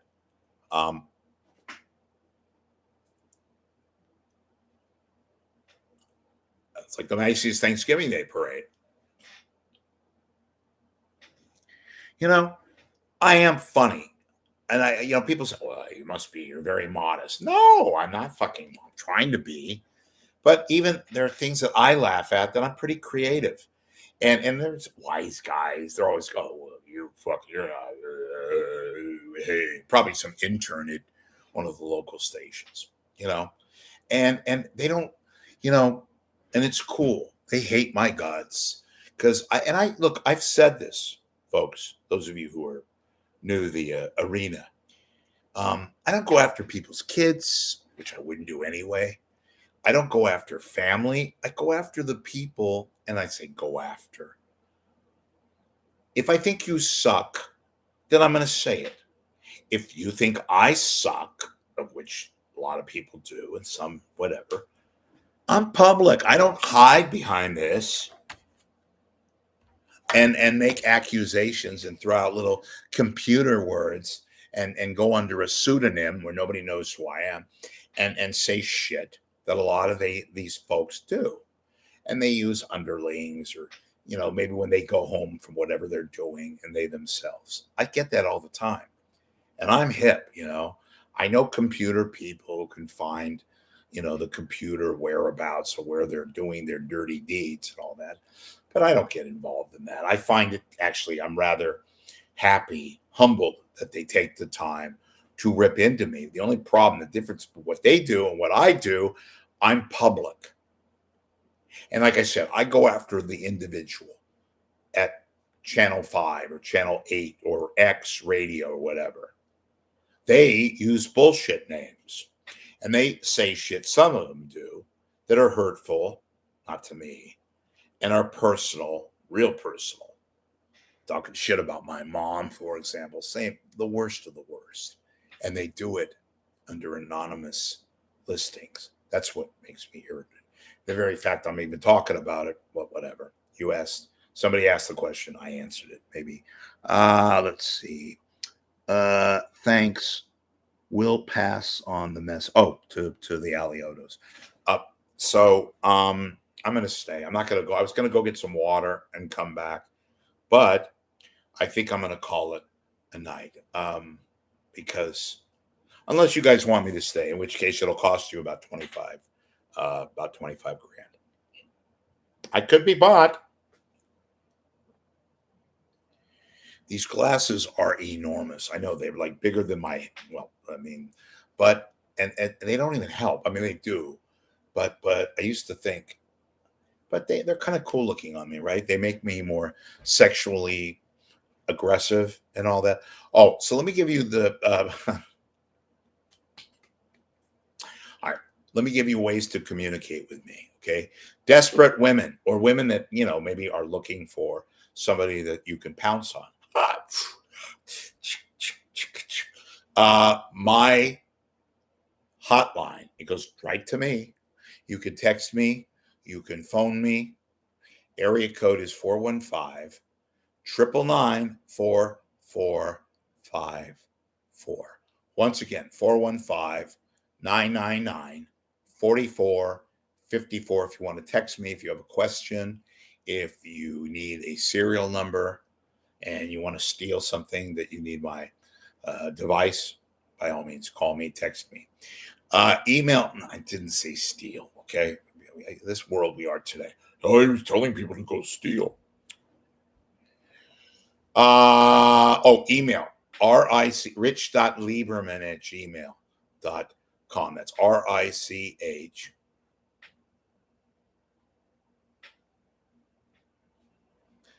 RICH.LIEBERMAN@gmail.com. Like me here, and I say like me. Hate me. Become a subscriber if you don't throw me a $5 or whatever. Now, if you throw me something more than $10, I will get you a autographed coffee mug like this.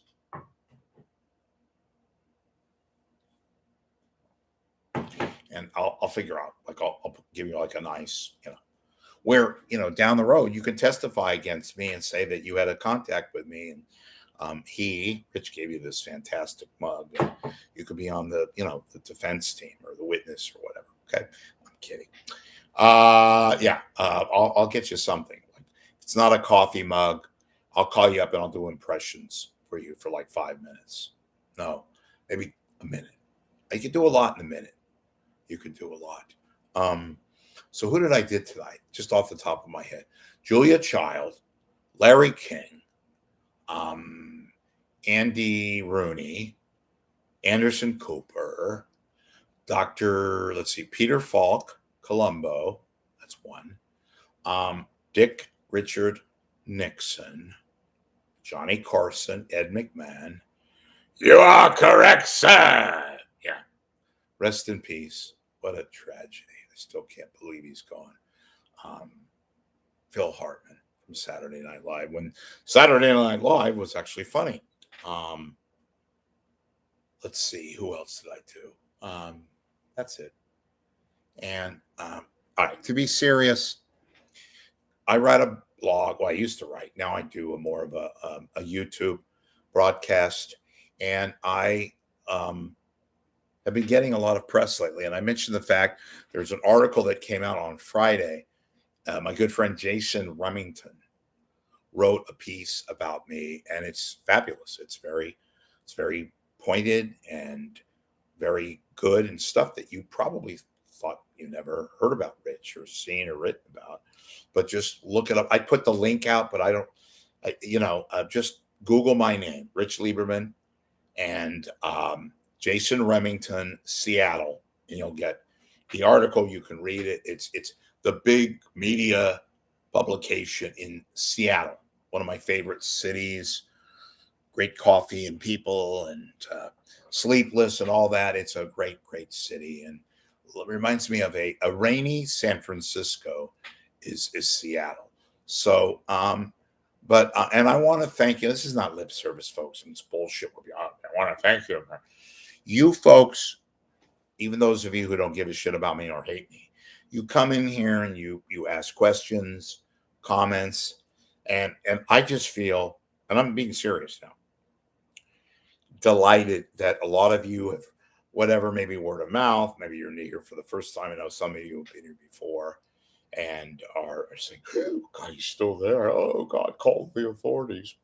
But anyway, I'm just trying to inject a little humor into the crazy world in which we live. And yes, I happen to be single. And yes, I'm very popular with women that, were recently incarcerated. But that's not their fault nor mine. I'm in a situation right now where I encourage you, women who have troubled lives, who maybe look at pictures of yourself and gaze upon the incredible entity that is life, and think of yourself as maybe depressed, maybe in a particular challenging situation with your family. Maybe you had a bad situation in your domestic life. And then you look at a picture of Rich and you go, oh my God, I feel so much better about my life. Okay. I just get too funny, or try to be, I have serious moments, and I nuzzle well, and I cuddle, and I do this, I do that, and all that kind of. But no, I'm not looking. But if a woman came into my life and was, we make a movie about it, kind of a thing, well, what the fuck? Of course I'd be happy, happier than I am now. So this is my therapy, okay? And all of you folks, from time to time, I do these shows after dark, where it's, and I'll continue to talk and give you any kind of historical shit or exclusives, or about Ron and Jan and the whole thing, because I have a perspective on that, obviously, which is why a lot of you are here, and you've seen this part of me, and maybe you like it, maybe you don't, whatever. So I'm here. 415-999-4454 is the hotline to Rich. And email rich.lieberman@gmail.com. Like me here, become a subscriber on my YouTube page.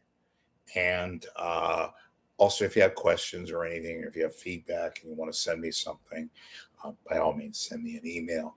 Just don't be stupid. Say shit, If you want to be critical, fine. Be critical.